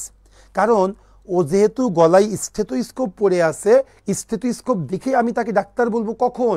যখন আমি বলবো অনলি ডক্টরস ওয়্যার স্টেথোস্কোপ, মানে কি ডাক্তার বাদে পৃথিবীতে কেউ স্টেথোস্কোপ পড়তে পারবে না। তাহলে আমি চোখ কান বন্ধ, যারই আমি স্টেথোস্কোপ গলায় দেখবো সেই ডাক্তার। কারণ আমরা তো আগে থেকেই জানি ডাক্তার বাদে পৃথিবীতে কেউ স্টেথোস্কোপ গলায় ঝুলাইতে পারে না। এইটাই আমাকে মূল বিষয়, তাহলে অনলিটা দিতে হবে। তোমরা অনেকেই সি বলছো, দেখি তো একটু দেখি। আচ্ছা, আর doctor is required to wear a stethoscope around his neck, একটা ডাক্তারের গলায় স্টেথোস্কোপ পরার প্রয়োজন পড়ে। তো এটার উপরে বেস করে তুমি যার গলায় স্টেথোস্কোপ দেখবা তাকেই তুমি কেমনে ডাক্তার বলবা? নো, এটা হবে না। আমাকে আনসারটা এটা হবে যদি আমি এটা বলতে পারতাম, কোনটা? Only, only a doctor, a doctor wear stethoscope in his neck, এই কথাটা থাকলে আমরা বলতে পারতাম only a doctor wear a stethoscope in his neck. তার মানে স্টেথোস্কোপ ডাক্তার ছাড়া কেউ গলায় ঝুলাইতে পারে না। কোনোটাই অনলি নেই বলে আনসার হলো ই, ইউরোপ। ওকে, এইবার চলে আসো মজার একটা ব্যাপার। আচ্ছা, ক্রিটিক্যাল রিজনিংয়ে ভালো করে মনে রাখবা, যতটুকু, এবার কোয়েশ্চেনটা খুব মজার, হ্যাঁ, ক্রিটিক্যাল রিজনিংয়ে যতটুকু তথ্য দেবে ততটুকুই চিন্তা করবা, এর বেশিও চিন্তা করতে পারবা না, এর কমও চিন্তা করতে পারবা না। ক্লিয়ার? এক্সট্রা কোনো থিঙ্কিং করা যাবে না। ওকে, কেন এই কথাটা বললাম? আসো তাহলে পরের কোয়েশ্চেনটা সলভ করি। এটা যে কতবার আসছে পরীক্ষায় ইয়াদটা নাই, হ্যাঁ, সো একটু দেখো কি বলতেছে। If jenny is in Dhaka, আমি আবারও বলবো, আমার স্টুডেন্টদেরকেই বলবো, বাইরেরা তাদের তো অনেকে হয়তো জানে না, আমি তোমাদেরকে বলবো ক্লাসটা শেয়ার দিয়ে রাখবা কোনো একটা জায়গায়, তা না হলে কিন্তু আমি বলবো যে প্রাইভেট ব্যাংকের পরীক্ষা দেওয়ার আগে অবশ্যই তোমরা এই ক্লাসটা একবার দেখে যাবা, জাস্ট আনসারগুলো রিভিউ করে যাবা, তাহলে তোমাদের জন্য বেশ ভালো হবে। ক্লিয়ার বিষয়টা? আচ্ছা, একটু যদি আসি তাহলে কি বলতেছে দেখো 5 number. If jenny is in Dhaka, যদি জেনি ঢাকাতে থাকে, দেন মিশাল ইজ অলসো ইন ঢাকা, তাহলে মিশালও ঢাকাতে থাকবে। ভাই ভালো করে বুঝো, যদি যদি যদি জেনি ঢাকাতে থাকে, যদি জেনি ঢাকাতে থাকে, মিশালও কি থাকবে? ঢাকাতে থাকবে, মিশালও ঢাকাতে থাকবে। ভাই প্লিজ ভুল বুঝো না, একটু ভালো করে শোনো না। এই যদি জেনি ঢাকাতে থাকে, নিশ্চিত মিশালও ঢাকাতে থাকবে। কিন্তু আমি কি কোথাও বলেছি মিশাল ঢাকাতে থাকলে জেনিও ঢাকাতে থাকবে? আমি কি বললাম শোনো, যদি তারেক স্যার টার্নিং পয়েন্টে থাকে, সুমন স্যার নিশ্চিত টার্নিং পয়েন্টে থাকবে। যদি তারেক স্যার টার্নিং পয়েন্টে থাকে, সুমন স্যার নিশ্চিত টার্নিং পয়েন্টে থাকবে। তার মানে কি, তারেক স্যার থাকলে সুমন স্যার থাকবেই থাকবে, কিন্তু সুমন স্যার থাকলে তারেক স্যার থাকবেই থাকবে, এ কথা কিন্তু বলিনি, কনফিউজড হওয়া যাবে না। ভাই তারেক স্যার থাকলে সুমন স্যার থাকবে, কিন্তু সুমন স্যার থাকলে তারেক স্যার যে থাকবে এ কথা বলা যাবে না। তার মানে কি, ভালো করে শোনো, জেনি ঢাকাতে থাকলে মিশাল থাকবেই থাকবে, কিন্তু মিশাল ঢাকাতে থাকলেই জেনি ঢাকাতে থাকবে এ কথা কিন্তু বলতে পারবা না। উল্টা একটু কনফিউজড হওয়া যাবে না। আচ্ছা, আমি আবার কোশ্চেনটা শেষ করি, তোমাদের আরো ক্লিয়ার হয়ে যাবে। বলতেছে যদি জেনি ঢাকাতে থাকে, মিশাল নিশ্চিত ঢাকাতে থাকবে। মিশাল ইজ নট ইন ঢাকা, ভাই মিশাল ঢাকাতে নাই। একটু এদিকে শুনো, যদি জেনি ঢাকা, তাহলে এটা দ্বারা কি বোঝায়? মিশালও ঢাকাতে থাকবে। এখন বলতে চাচ্ছে মিশাল ঢাকাতে নাই, মিশাল ঢাকাতে নাই। তোমরা কি বলতে পারবা জেনি ঢাকাতে নাই? ভাই জেনি ঢাকাতে থাকলে মিশাল ঢাকাতে থাকবেই। এখন মিশাল ঢাকাতে নাই, তাহলে জেনি কই? জেনি ঢাকাতে থাকতেও পারে, জেনি ঢাকাতে নাও থাকতে পারে, জেনি মিশালের সাথে থাকতে পারে, জেনি মিশালের সাথে নাও থাকতে পারে। সো এখন আমাকে কি বলতেছে শোনো, জেনি ঢাকাতে থাকলে মিশাল ঢাকাতে থাকবে, মিশাল ঢাকাতে নাই, এখন জেনি কোথায় তোমাকে বলতে হবে। ভাই আমি কি বলতে পারবো jenny is in Dhaka? Jenny থাকলে মিশাল থাকবে, মিশাল তো নাই, তাহলে জেনি কি থাকতেও পারে নাও পারে, আই এম নট শিওর। তাহলে জেনি ইজ ইন ঢাকা এটা বলতে পারবো না। জেনি ইজ ইন অ্যাব্রোড নাও, এই এমন কি বলা ছিল মিশাল ঢাকাতে না থাকলে জেনি অ্যাব্রোডে থাকবে? নো, এই কথা বলতে পারবো না। মিশাল উইথ জেনি, এই ওরা যে একসাথে কোনো ট্যুরে গেছে আমি কি জানি নাকি? নো, এটাও বলতে পারবো না। মিশাল ইজ নট উইথ জেনি, আবার একসাথে নেই, এটাও বলতে পারবো না। Answer E, none of the above result can be deduce, মানে কি সিদ্ধান্তে পৌঁছানো, মানে কোনো রিজাল্টই সিদ্ধান্তে পৌঁছাইতে পারবো না। একটা ফিক্সড, জেনি ঢাকাতে থাকবে, মিশাল ঢাকাতে থাকবে, ফিক্সড। জেনি ঢাকাতে থাকলেই মিশাল ঢাকাতে থাকবে, এটা ফিক্সড। তাহলে এটার দ্বারা এটা বলতে পারবো না মিশাল ঢাকাতে না থাকলে জেনি ঢাকাতে থাকবে না, এটা কিন্তু বলা যাবে না। সো জেনি কি করতে পারে, মিশালের সাথে থাকতেও পারে নাও থাকতে পারে, জেনি কি ঢাকার বাইরেও থাকতে পারে, আমি এটা শিওর বলতে পারবো না। সো এটা কিন্তু খুবই কনফিউজিং একটা কোশ্চেন, কিন্তু ক্রিটিক্যাল রিজনিং এই পর্যন্ত যতগুলো কোশ্চেন আসছে এই কোশ্চেনটা বেশি আসছে। আরেকটা কোশ্চেন বেশি আসছে, সেটা একটু পরে বলবো তোমাদেরকে। সো এটা কিন্তু খুবই ইম্পর্টেন্ট একটা কোশ্চেন, না বুঝলে মুখস্থ করবা, তবে একটু আলোচনা শুনলে মুখস্থ করাটাও সহজ হবে। হ্যাঁ, সেটা তোমরা একটু মাথায় রাখবা। ওকে, সো আসো তাহলে আমরা 6 নাম্বার কোশ্চেন, এই যে আরেকটা কথা বলতে বলতে চলে আসছে, এই 6 নাম্বার কোশ্চেনটাও পরীক্ষায় অনেক এসেছে। হ্যাঁ, ওকে, সো আসো 6 নাম্বার কোশ্চেনটা কি বলতেছে সেটা আমরা একটু দেখবো।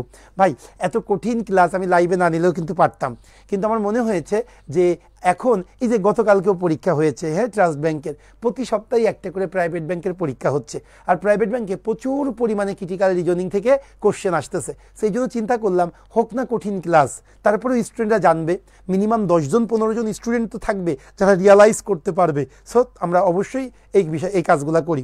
সেই জন্য অনেক কঠিন, দেখো এত কঠিন জিনিস তো আমার দরকার নেই ফেসবুক লাইভে আসা, লোক মনে করবে ওরে বাবা কি কঠিন করে পড়াই, কিন্তু তারপর আমরা লাইভে এসেছি, কারণ আমরা জানি, যেমন ধরেন আজকে ইয়ের ক্লাস মাস্টার বেসের ক্লাস নিলাম, ওগুলো একদম ইজি, কিন্তু ইজির সাথে সাথে কঠিনগুলোও তো আপনার জানা উচিত।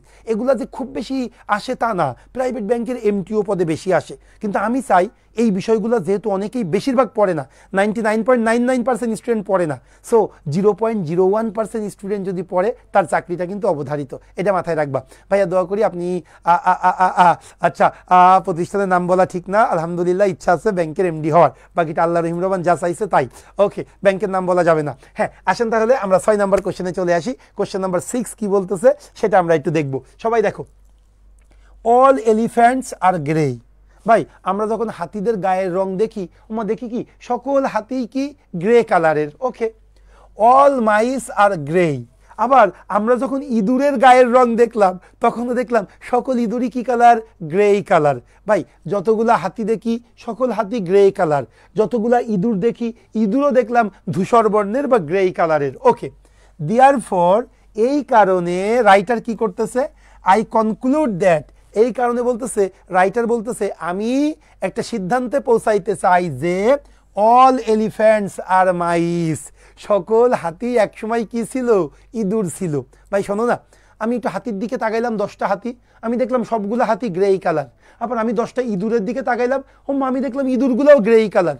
দেখলাম যেহেতু হাতিও গ্রে কালার ইঁদুরও গ্রে কালার, তাহলে আমি বলতেছি কি হয়তোবা এক সময় সকল হাতি কি ছিল, ইঁদুর ছিল। আচ্ছা, the argument above is invalid. এই আমার আর্গুমেন্ট কি ঠিক আছে, সকল হাতি একসময় ইঁদুর ছিল? নো, অবশ্যই আমার আর্গুমেন্টটা ইনভ্যালিড। কেন? বিকজ, কারণ কোনটার কারণে ইনভ্যালিড এইটা তোমাকে আনসার করতে হবে। বলতেছে কি হাতির গায়ের রং গ্রে, ওমা ইঁদুরের গায়ের রঙও গ্রে, এই কারণে সকল হাতি ইঁদুর, এটা কি কোনোদিন বলতে পারবো? কিন্তু রাইটার বলতে চাচ্ছে না, সকল যেহেতু দুজনের গায়ের রঙই সেম, সো সবগুলো হাতি একসময় ইঁদুর ছিল। আমার এই মন্তব্যটা সঠিক নয়। কেন সেটা তোমাদেরকে যে কোনো একটা বের করতে হবে। সো কেন সেটা একটু দেখি আমরা। ওকে, দেখো, the writer bases his argument on another argument that contain circular reasoning. Writer তার আর্গুমেন্টটা করেছে একটা সার্কুলার রিজনিংয়ের ওপরে বেস করে। এই রিজন কোনটা, গায়ের রং এক, এটা কি সার্কুলার রিজনিং বলতে পারবো? নো, এটার উপরে বেস করে হবে না। সো এ বাদ। এবার আসো B number, the writer has illogically classified to disparate group. Writer অযৌক্তিকভাবে দুইটা ভিন্ন ভিন্ন জাতিকে ক্লাসিফাই করেছে, টুগেদার, একত্রে করেছে। When there is no relationship, যেখানে তাদের মধ্যে কোনো সম্পর্ক নেই, বিটুইন দেম, এক্সেপ্ট, শুধু একটা সম্পর্ক আছে, they both have the same attribute, তারা একই কালারের। সো দেখো, এটা বলা যায় কি যায় না, যে রাইটার তারা যে বলেছিল দুইটা হাতি এবং ইঁদুর এক, এটা রাইটার আলোচনা করেছিল দুইটা ডিসিমিলার জিনিস, শুধু তাদের মধ্যে একটা বৈশিষ্ট্য ছাড়া অন্য কোনো বৈশিষ্ট্যই মেলে না, এই কারণে ওইটাকে ভুল বলতে হবে, সকল হাতি ইঁদুর নয়। আমার দৃষ্টিতে এই আনসারটাই ঠিক আছে, যে শুধু একটা বৈশিষ্ট্য, রং, এই একটা বৈশিষ্ট্য এক দেখে তুমি কখনোই দুইটা জিনিসকে এক করতে পারবা না। ওদের বৈশিষ্ট্য দেখতে হবে, জেনম দেখতে হবে, অনেক স্ট্রাকচার, খাদ্য অভ্যাস দেখতে হবে, তাদের বাসস্থান দেখতে হবে, এগুলোর উপরে বেস করে দুইটাকে আমরা সিমিলার বলতে পারি। সেই জন্য সবগুলা দেখেই সিমিলার বলা যাবে না। সো বি নাম্বারটাই বেস্ট অপশন। তারপরে দেখি সি নাম্বার কি বলতেছে। The writer has made a mistaken analogy between two dissimilar qualities. এই দুইটা ডিসিমিলার কোয়ালিটির অ্যানালজি করতে ভুল করছে। নো, অ্যানালজি তো ভুল না, এটারও গ্রেই কালার, এটারও গ্রেই কালার, নো, এটা আসে না। সো এটাও বাদ। D number, the writer has used a fallacy. না, রাইটার ফ্যালাসির মধ্যে নাই। ফ্যালাসি মানে কি? অলিক কল্পনা। নো, অলিক না, রাইটার দেখেই বলছে Gray colour, Gray colour. So এটাও না। So the writer has fail to express. So answer হলো বি ফর বাংলাদেশ, যে রাইটার দুইটা ডিসিমিলার জিনিসকে শুধু রঙের ওপরে বেস করে যেহেতু তারা সিমিলারিটি তৈরি করার চেষ্টা করেছে, এই কারণে রাইটার ভুল। সো আমার বি ফর বাংলাদেশ, এটা হলো বেস্ট আনসার। একটু কি কমেন্টস করবা আমি একটু বুঝাইতে সক্ষম হচ্ছি কিনা, কারণ তোমরা এর আগে কোনোদিনই কিন্তু ইংলিশ পড়ছো, ম্যাথ পড়ছো, জেনারেল নলেজ পড়ছো, বাংলা পড়ছো, কোনোদিন কিন্তু ক্রিটিক্যাল রিজনিং পড়ো নাই, যদি কেউ এমবিএর প্রস্তুতি না নিয়ে থাকো বা জিম্যাটের প্রস্তুতি। সো একদম জীবনের প্রথম, যেহেতু তোমাদের বেশিরভাগ স্টুডেন্টেরই একদম লাইফের প্রথম এই ক্রিটিক্যাল রিজনিং তোমরা পড়তেছো। সো একটু বলবো আমি কিছুটা বুঝাইতে সক্ষম হচ্ছি কিনা প্লিজ, বা যদি না বোঝো সেটাও একটু বলবা প্লিজ। হ্যাঁ, আচ্ছা, Leo Messi of turning point. আচ্ছা, okay Suman sir, thank you, my pleasure. একটু বলবেন জাস্ট। হ্যাঁ, আসেন তাহলে আমরা 6 নাম্বার কোশ্চেন হয়ে গেল, এবার আসেন 7 নাম্বার কোশ্চেনটা চলে যাব। ভাই ভয় পাবেন না, একটা জিনিস আমাকে শিখতে হবে, আমি যদি এইটা পারি অন্য কেউ পারে না, তার মানে কি আমি 5টা যদি কোশ্চেনের মধ্যে 3ও পাই, অন্যদের থেকে আমি 3 আগানো। সো আমি তো ওইটা আরও বেশি আমি ভালো করতে পারবো, তাই না? সো একটু মাথায় রাখবেন আমরা। আচ্ছা আচ্ছা, সিংহা সুমন, আচ্ছা থ্যাংক ইউ। লামিয়া সামিয়া, ওকে, ঠিক। কী ব্যাপার, লামিয়া সামিয়া 2 বোন নাকি? আচ্ছা, অভিজিৎ, আচ্ছা জি স্যার, অনেক ভালো। আচ্ছা, থ্যাংক ইউ। আর কোনো কথা নেই, আসেন তাহলে আমরা আমাদের 6 নাম্বার কোশ্চেনে, 7 নাম্বার কোশ্চেনে চলে যাব। এবং এগুলাই রিপিট হয়, এগুলাই পরীক্ষায় আসে, আইবি এর এমবিএ। আরেকটা কথা বলি, বাংলাদেশ ব্যাংকের এডিতে এসেছিল, যদিও ক্রিটিক্যাল রিজনিং আসেনি, পাজেল এসেছিল।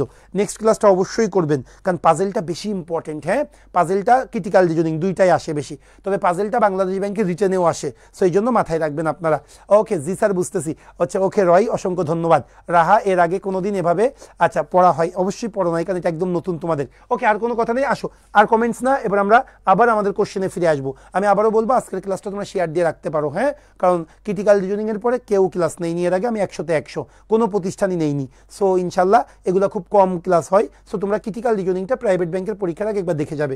আজকের ক্লাস এবং নেক্সট ক্লাস, এই 2টা ক্লাস তোমরা একটু শেয়ার দিয়ে রাখবে, এটা বেস্ট হবে তোমাদের জন্য। ওকে মাই ডিয়ার স্টুডেন্ট, আসো তাহলে আমরা 7 নাম্বার কোশ্চেনে চলে আসি। ওকে, হ্যাঁ, শাহিনুর রহমান, অসংখ্য ধন্যবাদ ভাই। শাহরিন, আচ্ছা, CR7 অফ টার্নিং পয়েন্ট। ওকে, তানভীর আহমেদ সোহাগ, অসংখ্য ধন্যবাদ। ওকে মাই ডিয়ার স্টুডেন্ট, আসো তাহলে আমরা 7 নাম্বার কোশ্চেনটা সলভ করি। ওকে, আসো কি বলতেছে। আচ্ছা, আরেকটা খুব মজার কোশ্চেন, এটা আইবি এর এমবিএতে 2বার আসছে, হ্যাঁ, খুবই মজার, ভালো লাগবে তোমাদের। এই কোশ্চেনটা অ্যাটলিস্ট করো, ভালো লাগবে। আমি বলি, সবাই শোনো। মেডিকেল রিসার্চ মানে মেডিকেলের একটা গবেষণা হ্যাজ ক্লেইমড, দাবি করেছে, আ ভেরি হাই অ্যাসোসিয়েশন, খুব বড় একটা সম্পৃক্ততা আছে between smoking and lung cancer. ভাই, মেডিকেলে একটা রিসার্চ হয়েছে, ওই রিসার্চে দেখা গিয়েছে যে স্মোকিং এবং লাং ক্যান্সার এই দুইটার মধ্যে খুব ভালো একটা জোরালো সম্পর্ক আছে। তার মানে কি, যারাই বেশিরভাগ স্মোকিং করে তাদের বেশিরভাগ মানুষ লাং ক্যান্সারে আক্রান্ত হয়। দেখা গিয়েছে একটা ক্লোজ রিলেশন আছে স্মোকিং এবং লাং ক্যান্সারের মধ্যে। ইয়েট তারপরেও উই সি মেনি স্মোকার্স, তারপরেও আমরা দেখেছি অনেক ধূমপায়ীরা showing no signs of lung cancer, তারপরেও আমরা দেখি অনেকেই ধূমপান করে কিন্তু তাদের লাং ক্যান্সার হয়নি। ওকে, মানে কি, একটা রিসার্চ হয়েছে, এই গবেষণায় দেখা গিয়েছে লাং ক্যান্সার এবং স্মোকিং এই দুইটার মধ্যে একটা ক্লোজ রিলেশন আছে, কিন্তু তারপরেও অনেকেই ধূমপান করে কিন্তু তাদের লাং ক্যান্সার হয়নি। অন দ্য আদার হ্যান্ড, অন্যদিকে many victims of lung cancer have never smoked. আবার অন্যদিকে গিয়ে দেখা গিয়েছে অনেকেই লাং ক্যান্সার আক্রান্ত কিন্তু জীবনে তারা ধূমপান করে নাই। ভাই ভালো করে বুঝো, মেডিকেলে একটা গবেষণা হয়েছে, এই গবেষণায় দেখা গিয়েছে লাং ক্যান্সার এবং স্মোকিংয়ের মধ্যে একটা ক্লোজ রিলেশন আছে। এবার বলতেছে অনেকেই ধূমপান করে কিন্তু লাং ক্যান্সার হয়নি, আবার অনেকে লাং ক্যান্সার হয়েছে সে জীবনে ধূমপান করে নাই। কেমন না? ওকে এবার এটা আসো। From the above statement we can conclude that, ওপরের যে বক্তব্যটা দেওয়া হলো এই বক্তব্য থেকে আমরা কি কনক্লুড করতে পারি, কোন মন্তব্যে পৌঁছাইতে পারি, এটা তোমাদেরকে বলতে হবে। ভাই আবার শোনো বক্তব্যটা। মেডিকেলে একটা গবেষণায় দেখেছে যে স্মোকিং এবং লাং ক্যান্সারের মধ্যে ক্লোজ রিলেশন আছে। যারাই বেশি স্মোকিং করে তারাই লাং ক্যান্সারে আক্রান্ত হয়। এরপরে বলল কিন্তু অনেক স্মোকারদের দেখি লাং ক্যান্সার হয়নি, আবার অনেকের লাং ক্যান্সার হয়েছে কিন্তু তাদের দেখি তারা জীবনে স্মোকিং করে নাই। এই যে আমি কথাবার্তা বললাম, এই কথাবার্তা থেকে নিচের কোনটাকে আমরা উপসংহার হিসাবে টানতে পারি সেটা তোমাদেরকে বলতে হবে। সেটা কি একটু যদি আপনাদেরকে দেখাই। Passive smoking. আচ্ছা প্যাসিভ স্মোকিং কি? ধরেন আমি স্মোক করতেছি আমার সাথে, আচ্ছা আমি জীবনে স্মোকিং করিনি, আমি এটাকে খুব আমার মানে খুবই গিনগিন করে। আচ্ছা আমি মনে করি স্মোকিং করতেছি, আমার সাথে যে সন্তান, আমার ওয়াইফ, আমার বাবা মা তারাও কিন্তু আক্রান্ত হয়। এটা কি বলে? Passive smoking. আচ্ছা passive smoking is more dangerous that active smoking. ভাই অ্যাক্টিভ স্মোকিং, প্যাসিভ স্মোকিং কোনটা ডেঞ্জারাস? ওপরের বাক্যে কি এই নিয়ে কথা বলা হয়েছে? নো, এই নিয়ে কথা বলা হয়নি। সো এটা উপসংহার টানা যায় না। Smoking may not be the only cause of lung cancer. ভাই স্মোকিং এটা লাং ক্যান্সারের প্রধান কারণ, কিন্তু এইটাই একমাত্র কারণ নহে, হয়তোবা অন্যান্য আরও কারণ আছে।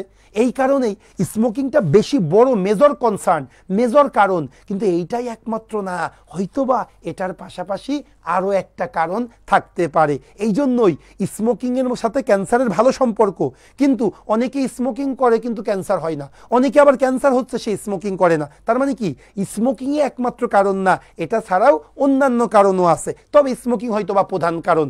ইয়েস, আনসার আমি বি নাম্বারটাই নিতে চাই। Smoking may not be the only one reason for causing cancer. সেটাই আনসার বি ফর বাংলাদেশ। ওকে, সায়েদা, প্রীতম, মুনতাহারা, জিসুর, কি লিখলে এটা, জসি ইসলাম, রিয়াদ, নাইম, নিশাদ। আমার খুবই ভালো লাগতেছে, কারণ আমি যখন ইংলিশ ক্লাস নিয়ে আমি এতগুলো স্টুডেন্টের কমেন্টস পাই না। তোমরা প্রত্যেকটা আনসারে 20-25টা করে কমেন্টস করতেছো, এটা ভালো লাগতেছে। Tanvir Ahmed Sohag, B very good, very good. তোমরা বুঝতেছো প্রত্যেকটা আনসারে আমি 30-35টা করে কমেন্টস পাচ্ছি। নাইস নাইস, পার্টিসিপেট করো ভাই একটু প্লিজ।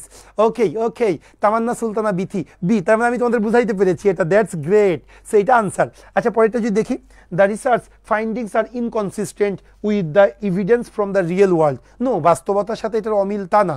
নো, কারণ ক্যান্সারের অন্যতম কারণ কিন্তু কি? এই স্মোকিং। স্যার আপনার ক্লাস করে কঠিন টপিক কেউ কঠিন মনে হয় না, খুব সহজ। আচ্ছা রনি চন্দ্র বিশ্বাস, অসংখ্য ধন্যবাদ। চেষ্টা করি ভাই টার্নিং পয়েন্টের প্রত্যেকটা টিচার আমরা যেখানে ব্যাংকের মানে দরকার, ব্যাংক রিলেটেড প্রস্তুতির জন্য যা যা দরকার আমরা কিন্তু সেটা এখানে উপস্থাপন করার চেষ্টা করি। আরেকটা কথা বলি, আজকে শনিবার, যারা একদম ফ্রেশার আসো তাদের জন্য কিন্তু একটা সেমিনার আছে। আমি সেমিনার নিয়ে সুযোগ পাই না, কিন্তু আজকে যেহেতু সরকারি ছুটি তোমরা জানো কিনা, যার জন্য আজকে সুযোগটা পাচ্ছি। আমি গতকাল সেমিনারটাও নিয়েছিলাম, ওইটা মনে করছিলাম লাস্ট সেমিনার হবে। সো আজকে তোমরা যারা একদম ফ্রেশার তারা কিন্তু আমাদের জুমে যুক্ত হইতে পারো সেমিনারে। হ্যাঁ, সো একটু ইনফরমেটিভ কিছু পাবে। যারা আগে করো নাই আমি বলবো আজকে সেমিনারটা করতে পারো। ওকে, আরেকটা ব্যাপার, প্রিমিয়াম রিটেন ব্যাচও কিন্তু আসতেছে আমাদের। সো প্রিমিয়াম রিটেন ব্যাচটা সম্পূর্ণ আমি চালাই, সেটাও কিন্তু তোমরা যুক্ত হতে পারো। আচ্ছা ওকে, অসংখ্য ধন্যবাদ। আচ্ছা ওকে ওকে ওকে, সো তোমরা সবাই পেরেছো, এটা আমার খুব ভালো লাগছে। সো বি নাম্বারটা answer, that's great, that's great. Okay, আর এইভাবে কমেন্টস করতে হয়, হ্যাঁ, কারণ ভালো লাগবে, এবং না পারলেও আমরা দেখবো, কেন আমি পারবো না, ইনশাল্লাহ আস্তে আস্তে অবশ্যই সম্ভব। আরেকটা কথা, মাস্টার ব্যাচ মিস করা যাবে না। মাস্টার ব্যাচের ক্লাস প্রতি শুক্রবার 11টার সময় অনলাইন, প্রতি শনিবার 12টার সময় অফলাইন। ওকে, মনে থাকে জানো? হ্যাঁ আসো তাহলে আমাদের, আরও একটা মজার জিনিস, ভাই 7 নাম্বার যেমন মজার 8 নাম্বারটা বেশি মজার। আমি 8 নাম্বারের আনসার তোমাদের কাছ থেকেই চাবো, আগে থেকে আনসার করবা না, আমি বলবো তারপরে আনসার করবা। স্যার আপনি কি 25 ব্যাচে ক্লাস নেবে? হ্যাঁ আমি সব ব্যাচেই ক্লাস, মাস্টার ব্যাচে সব ক্লাস আমার, রিটেনের বেশিরভাগ ক্লাস আমি। ওকে মাই ডিয়ার, আচ্ছা 5-7B। ওকে মাই ডিয়ার, আসো তাহলে 8 নাম্বার কোশ্চেন কি বলতেছে সেটা আমরা দেখবো। অনেক বড় একটা গল্প, এই গল্পটা আগে বুঝবো। ক্রিটিক্যাল রিজনিং নাথিং, শুধুমাত্র মিনিংটা বুঝা, এই জন্য খুব ভালো। আমি জানি না ম্যাথ টিচাররা বেশিরভাগ ক্ষেত্রে বলে যে ক্রিটিক্যাল রিজনিং আমাদের সাবজেক্ট, কিন্তু আমি বিশ্বাস করি না। আমি বিশ্বাস করি ক্রিটিক্যাল রিজনিং ইংলিশ শিক্ষকদের সাবজেক্ট। হ্যাঁ একটু রিজনিং লাগবে, সো রিজনিং তো আমরাই ভালো পারবো তাই না? ওকে সো আসো তাহলে এটা আমরা করি, কারণ শুভ্র স্যার তারেক স্যার নেই, আমি বললাম না লাইভটা আমিই নিব, আপনারা নিলে পরে নেবেন। আচ্ছা ওকে ফাইন, সো আসো তাহলে আমরা এটা একটু দেখি কি বলতেছে, একটু দেখো। মিস্টার অ্যান্ড মিসেস জন, ভাই মিস্টার মানে কি হাজব্যান্ড ওয়াইফ, হাজব্যান্ডের নাম কি মিস্টার জন, আর ওয়াইফের নাম কি মিসেস জন। তোমরা জানো কি না খ্রিস্টান ধর্মে দাদার নামে বড় ছেলের নাম হয়, দাদার নামে বড় ছেলের নাম হয়, মানে ওদের একটা নাম থাকলে হয়, ডেভিড, ডেভিড 1, ডেভিড 2, ডেভিড 3। আমাদের যেমন এক একজনের এক এক নাম খুঁজে বের করতে হয়, তাদের কষ্ট কম, তারা একটা মনে রকম নাম ফিক্সড করতে পারলে ওর ফুল জেনারেশন 1 2 3 4 5 দিয়ে 100 পর্যন্ত যাইতে পারে। সেই জন্য এখানে নামের জন্য আপনারা কিন্তু কনফিউজড হবেন না। একটু দেখেন, মিস্টার অ্যান্ড মিসেস জন মানে হাজব্যান্ড এবং ওয়াইফ, অ্যান্ড দিয়ার সন শুধু জন। ভাই হাজব্যান্ডের নাম হলো মিস্টার জন, ওয়াইফের নাম হলো মিসেস জন, আর ছেলের নাম হলো শুধু জন। মনে থাকে জানো? তাহলে হাজব্যান্ডের নাম মিস্টার জন, ওয়াইফের নাম মিসেস জন, আর ছেলের নাম হলো শুধু জন। হ্যাঁ ওকে একই স্পেলিং, ও জোয়ান জোয়ান। আচ্ছা যেটাই হোক, তাহলে Mr and Mrs Johan and তাদের পুত্র জন ওয়ান্ট, তারা চায় to cross the Dart river. Dart river নামে একটা নদী আছে, তারা ওই নদীটা পার হইতে চায়। ওকে প্রথম লাইন পড়লাম। তাহলে মিস্টার জন, মিসেস জন এবং ওদের পুত্র জুহান, তারা তিনজন একটা নদী পাড়ি দেবে, যে নদীর নাম হলো ডার্ট রিভার। এবার আসো, দ্য অনলি ওয়ে, একমাত্র যে way across is with mister John in his robot. আর এই নদীটা পার হওয়ার জন্য একমাত্র ওয়ে আছে, একটা নৌকা আছে, সেই নৌকার মাঝি এই নদীটা পার করে। সেই মাঝির নাম কি? JON, mister John. জন এই হাজব্যান্ডের নাম জোহান, ওয়াইফের নাম মিসেস জুহান, ছেলের নাম জন, আর যে নদী পার করবে সে হলো জন। তোমাদের কনফিউজ করার জন্য কত কি করছে দেখো, টেনশন করে না, আমি বলি সবাই দেখো। এবার আসো, মিস্টার জন, মিস্টার জন মানে মাঝি, মাঝি। Mister John will not allow anyone, সে কাউকে অ্যালাউ করে না টু রো হিজ বোট, মানে মিস্টার জন মানে নৌকার মাঝি, সে তার নৌকা কাউকে চালাইতে দেয় না, সেই শুধু নৌকা চালায়। And will take only one person at a time in his boat, আর সে কি করবে জানো? ওই বোটে একজন একজন করে নেবে, একজন একজন করে নেবে। ক্লিয়ার? সে কখনোই দুইজন নেয় না। ওকে আমি আবারও বলি, তাহলে কি পড়লাম? প্রথমত হলো Mr Johan, Mrs Johan, husband wife, ওদের সন্তানের নাম জন, ওরা ডার্ট রিভার পাড়ি দেবে, আর ডার্ট রিভার পাড়ির জন্য একজন মাঝি আছে, সেই মাঝির নাম JON। এখন জন সে তার নৌকা কাউকে চালাইতে দেয় না, আর সে একজনের বেশি তার নৌকায় কাউকে উঠায় না। ওকে ফাইন হলো। এবার আসো জোহান, জোহান মানে কি? পুত্র, পুত্র। Johan is only a little boy, এখন জোহান তো ছোট একটা বালক, so he can not be left alone on the river bank. River bank, river bank মানে কি? নদীর ধারে। এই কারণে সে একা একা কোনো নদীর ধারে থাকতে পারবে না। ভালো করে বুঝবেন, মানে ওদের যে সন্তান জন, জন হলো ছোট একটা বালক, এই কারণে বলা হয়েছে ওকে কোনোভাবেই একা একা নদীর কিনারায় রাখা যাবে না। Okay, which of the following condition is not part, নিচের কোন কন্ডিশনটা সম্পৃক্ত নয়? The successful passage John's cross the river, এই নদী পারাপারের ক্ষেত্রে নিচের কোন অপশনটা সম্পৃক্ত নয়? ভাই একটু কান খুলে ভালো করে শোনো আমি কি বলতে চাই। প্রথমত mister John husband, Mrs Johann wife, ওদের পুত্র শুধু জন, ওরা একটা নদী পাড়ি দেবে, নাম ডার্ট রিভার। ওই নদীর মাঝির নাম শুধু JON, মিস্টার জন। এখন মিস্টার জন মানে ওই নদীর মাঝি, নৌকার মাঝি, সে কি করে? তার নৌকা কাউকে চালাইতে দেয় না, আবার সে একজনের বেশি কি করে না? কাউকে ওই নৌকায় নেবে না। তার মানে কি? একবার হাজব্যান্ডকে নেবে, একবার ওয়াইফকে নেবে, একবার সন্তানকে নেবে, তিনবারে তিনজনকে নেবে, যেহেতু একবারে কারোর দুইজন নেয় না, একজনের বেশি নেয় না। এবার আরেকটা সত্য বলল, ওদের যে পুত্র শুধু জোহান, ওই জোহান যেহেতু ছোট মানুষ, সে একা একা নদীর কোনো কিনারায় থাকতে পারবে না। এর ওপরে বেস করে নিচের কোনটা এই প্যাসেজের সাথে সম্পৃক্ত নয়। ভাই একটু বুদ্ধি খোলো না, বাচ্চা একা একা কোনো কিনারায় থাকতে পারবে না, তার মানে কি বাচ্চাকে শুরুতে পার করতে পারবে? নো, বাচ্চাকে যদি শুরুতে পার করে তাহলে কিন্তু বাচ্চা ওই পাশে একা একা থাকতেছে। আবার বাচ্চাকে কিন্তু লাস্টেও পার করতে পারবে না, কারণ আগে বাপকে নিল, তারপরে মাকে নিল, কিন্তু বাচ্চা তো কিনারায় একা একা থেকে গেল, তাহলে বাচ্চা কিন্তু একা একাও থাকবে না। কোনটা না আগে তোমাদের আনসার নিব, তারপরে আমি বলবো। আগে আমি তোমাদের আনসার নিব, তারপরে এই নিচের কোন অপশনটি ওপরের এই প্যাসেজের সাথে সম্পৃক্ত না। ওকে, প্রীতম আনসার করেছে, দ্যাটস গ্রেট প্রীতম, তুমি বলেছো সি, আর সাকিব আনসার করছে ই। ওকে, দেখি আমি, সাকিব ই বলছে। হ্যাঁ, নিচের কোনটি সম্পৃক্ত নয়, নিচের কোনটি সম্পৃক্ত নয়, নিচের কোনটি সম্পৃক্ত নয়, হুইচ ইজ নট পার্ট। একটু দ্রুত দ্রুত দ্রুত, নিচের কোনটি সম্পৃক্ত নয়। আচ্ছা, অভিজিৎ আনসার করেছে সি। আচ্ছা, মিসবা পিয়াল আনসার করছে ডি। ওকে, এক একজনের এক এক রকম আনসার পাচ্ছি, এটা বেস্ট কনফিউজিং, ভাল লাগছে। আচ্ছা, সিয়াম আনসার করছে সি, আরও 10টা আনসার চাই, দ্রুত দ্রুত দ্রুত। আচ্ছা, নাইম আনসার করছে ই। ওকে, এস এম মেহেদি আনসার করছে সি। ওকে, সির পাল্লা ভারী, ঠিক আছে, একটু দেখতে চাই, সির পাল্লা ভারী। আচ্ছা, নির্জনা চৌধুরী আনসার করছে ডি, মিলন আনসার করছে ই। ওকে, আচ্ছা, সুমা আক্তার সে আনসার করছে সি। স্যাম নাকি, হ্যাঁ স্যাম আনসার করছে সি। রবিন খান আনসার করছে সি, অফকোর্স সি, ওরে বাবা রবিন। আচ্ছা, মনিরুজ্জামান সি। আচ্ছা, রবিন যেহেতু অফকোর্স সি বলছে, আমিও অফকোর্স সি বলবো, আনসার সি ফর চিটাগং। এই পাগল, আনসার বলছে কি হুইচ ইজ নট পার্ট, মানে কি নিচের কোনটা সঠিক নয়। আমাকে তো সঠিকটা বের করতে বলিনি, ভুলটা বের করতে বলছে। তাহলে একটু শোনো কি বলতেছে, ভুলটা কি।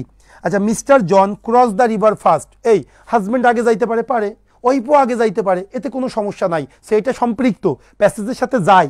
আমাকে বের করতে হবে প্যাসেজের সাথে কোনটা খাপ খাই না, এটা মাথায় রাখতে হবে। So Mr John crosses the river last, হ্যাঁ এটাও তো যায়। ছেলে আগে যাইতে পারবে না, ছেলে লাস্টে যাইতে পারবে না, কিন্তু বাপ আগেও যাইতে পারে, লাস্টেও যাইতে পারে, মা আগেও যাইতে পারে, লাস্টেও যাইতে পারে, এতে কোনো সমস্যা নাই। সো এ নাম্বারটাও প্যাসেজের সাথে যায়, বি নাম্বারটাও প্যাসেজের সাথে যায়। আমাকে তো প্যাসেজের সাথে যাই বলে নাই, কোনটি প্যাসেজের সাথে ইজ নট পার্ট, যাই না, সেটা বের করতে হবে। Mr and Mrs John cross together, এই ওরা কোনোদিন একসাথে যাইতে পারবে? মিস্টার অ্যান্ড মিসেস জোহান, ওরা হাজব্যান্ড ওয়াইফ না? বলছিল না নৌকাতে কোনোদিন আমরা একত্রে নিই না, একসাথে দুইজন। সো এইটাই যাই না, আবার এইটাই সঠিক আনসার, কেন আমাকে তো বের করতে বলছে কোনটা যাই না। সো সি নাম্বারটাই answer. John crosses the river first, ওমা জন মানে হাজব্যান্ড, হ্যাঁ John crosses the river first, জোহানকে এই এটাও তো যায় না। Johan crosses the river first, Johan রিভারটা ক্রস করতে পারে না।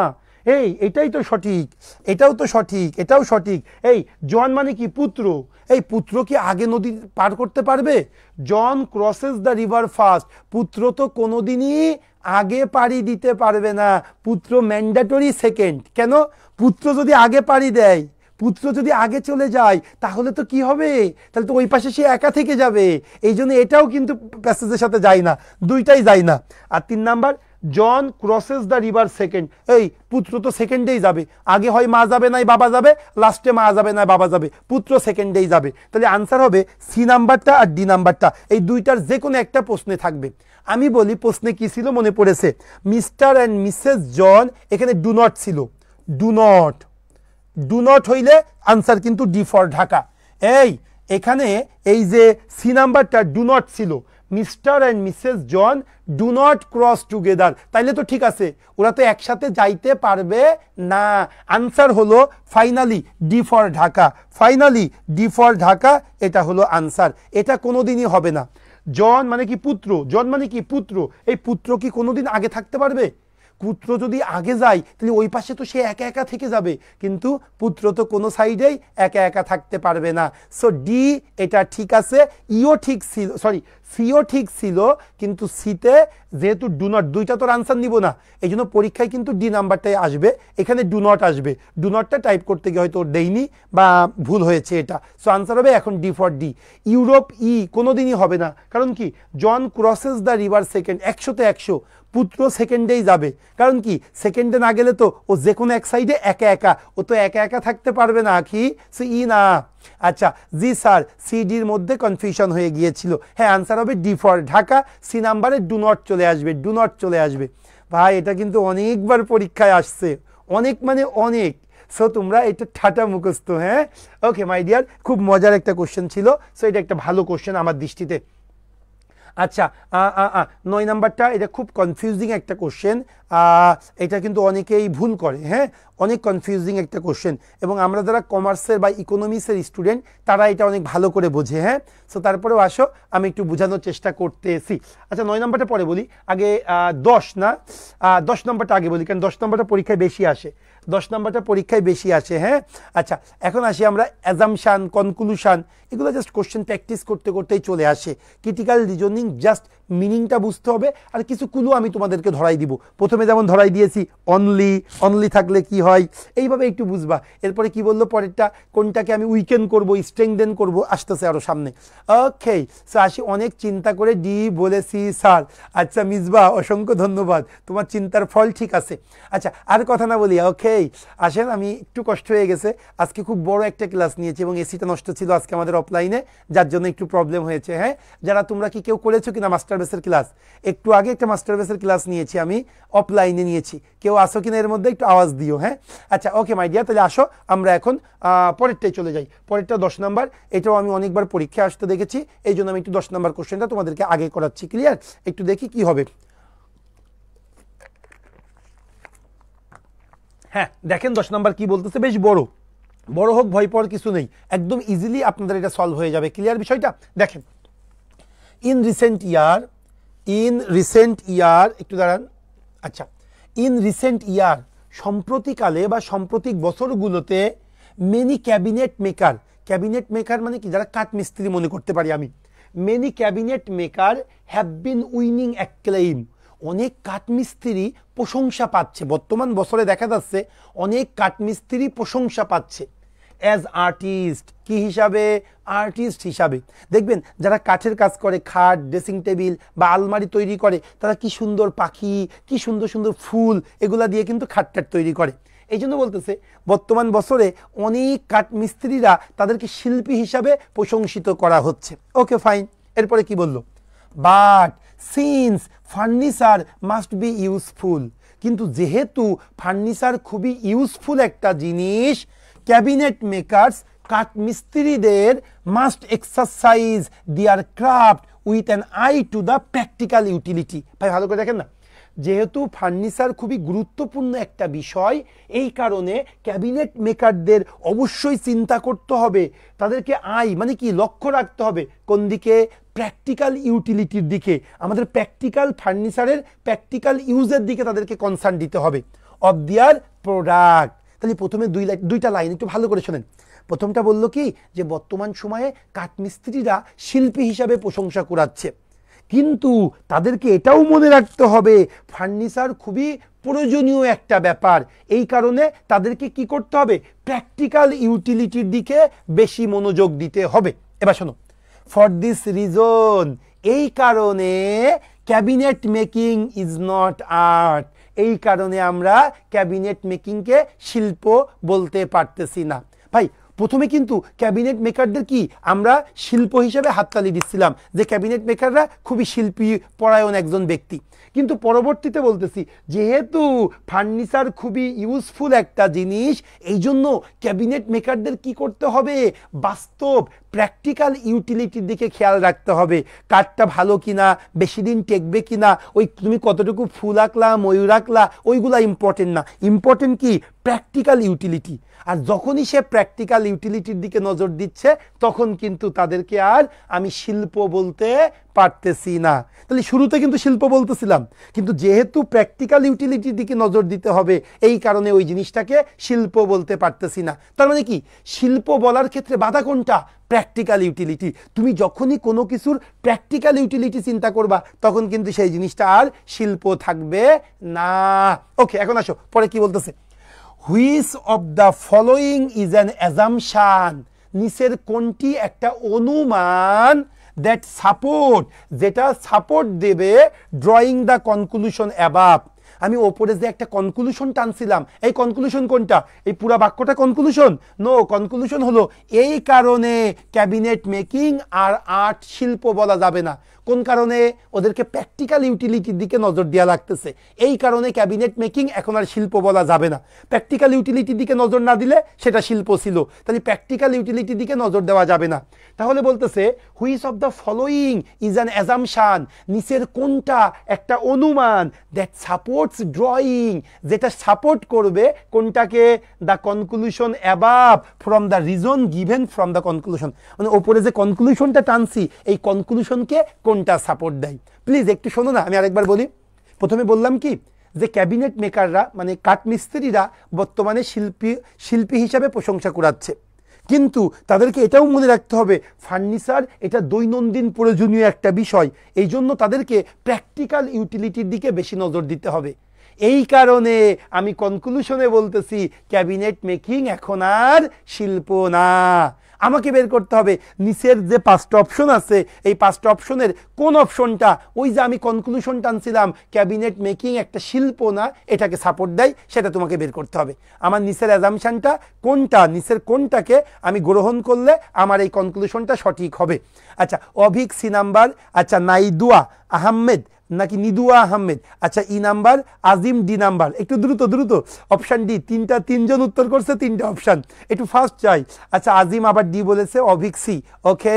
এ কে এইচ, জি স্যার সি হবে, সি হবে, ওকে। দেখি দেখি দেখি দেখি, একটু দ্রুত দ্রুত দ্রুত।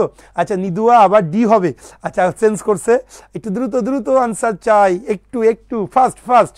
আচ্ছা একটু দেখি, মিসবা পিয়াল, আনসার ডি হবে, ওকে। দেখি ডি হয় কিনা, একটু আরেকটু আনসার চাই, আনসার চাই, একটু আনসার করলে ভালো লাগবে। হ্যাঁ, আমি বুঝাইতে পারতেছি কিনা এটা বিশ্বাস করো কি যে কঠিন একটা জিনিস, এই কঠিন জিনিসটাকে আমরা এত সহজভাবে শিখতে পারতেছি, এটা বেশ ভালো লাগার একটা ব্যাপার। এবং তোমরা যে এখনো 80 জন থাকবা বিশ্বাস করো আমি বিশ্বাস করিনি, আমি মনে করছি 15 মিনিটের মধ্যে আমার 50-এর কম নেমে আসবে, তার মানে কি কিছুটা তোমাদেরকে বুঝাইতে পারতেছি। ওকে, এখন আমি আসি ভাই, এখানে বলেছে আমি যে কনক্লুশনটা টানছি এই কনক্লুশনটাকে মানে স্ট্রং করবে নিচের কোন বাক্যটা। আমার কনক্লুশন কি ছিল? আমার কনক্লুশন ছিল যে ক্যাবিনেট আর শিল্প না। কেন শিল্প না? কারণটা হলো ওরা এখন ওদেরকে কি দেখতে হবে? প্র্যাকটিক্যাল ইউটিলিটির দিকে নজর রাখতে হবে। তার মানে কি বোঝায়? প্র্যাকটিক্যাল ইউটিলিটি আর শিল্প এই দুইটা কোনোদিন একই সাথে যাইতে পারে না। তুমি যখনই মানুষের চাহিদা অনুযায়ী তুমি লেখালেখি করবা সেটাকে শিল্প বলে না। শিল্পীরা তাদের ভিতরে যা আসবে তাই লিখবে, অন্যরা কি চাচ্ছে তার উপরে বেস করে আমি লিখব, নো, এটা হবে না। বাংলাদেশের মানুষ প্রেম প্রীতির গল্প বেশি শুনতে চাই, এই জন্য সব উপন্যাস দেখবেন প্রেম প্রীতি নিয়ে লেখা। না রে ভাই, এটা শিল্প না। আপনি দেখেন না, এইটার বাইরে গিয়ে আপনি দেখেন, যদি বলি মূর্তি ভাঙা প্রকল্প যে বইটা বের করছে, মূর্তি ভাঙা প্রকল্প, ভরলো দরখলো, কে যেন, এটা মহিউদ্দিন মোহাম্মদ, এইটা হলো শিল্প।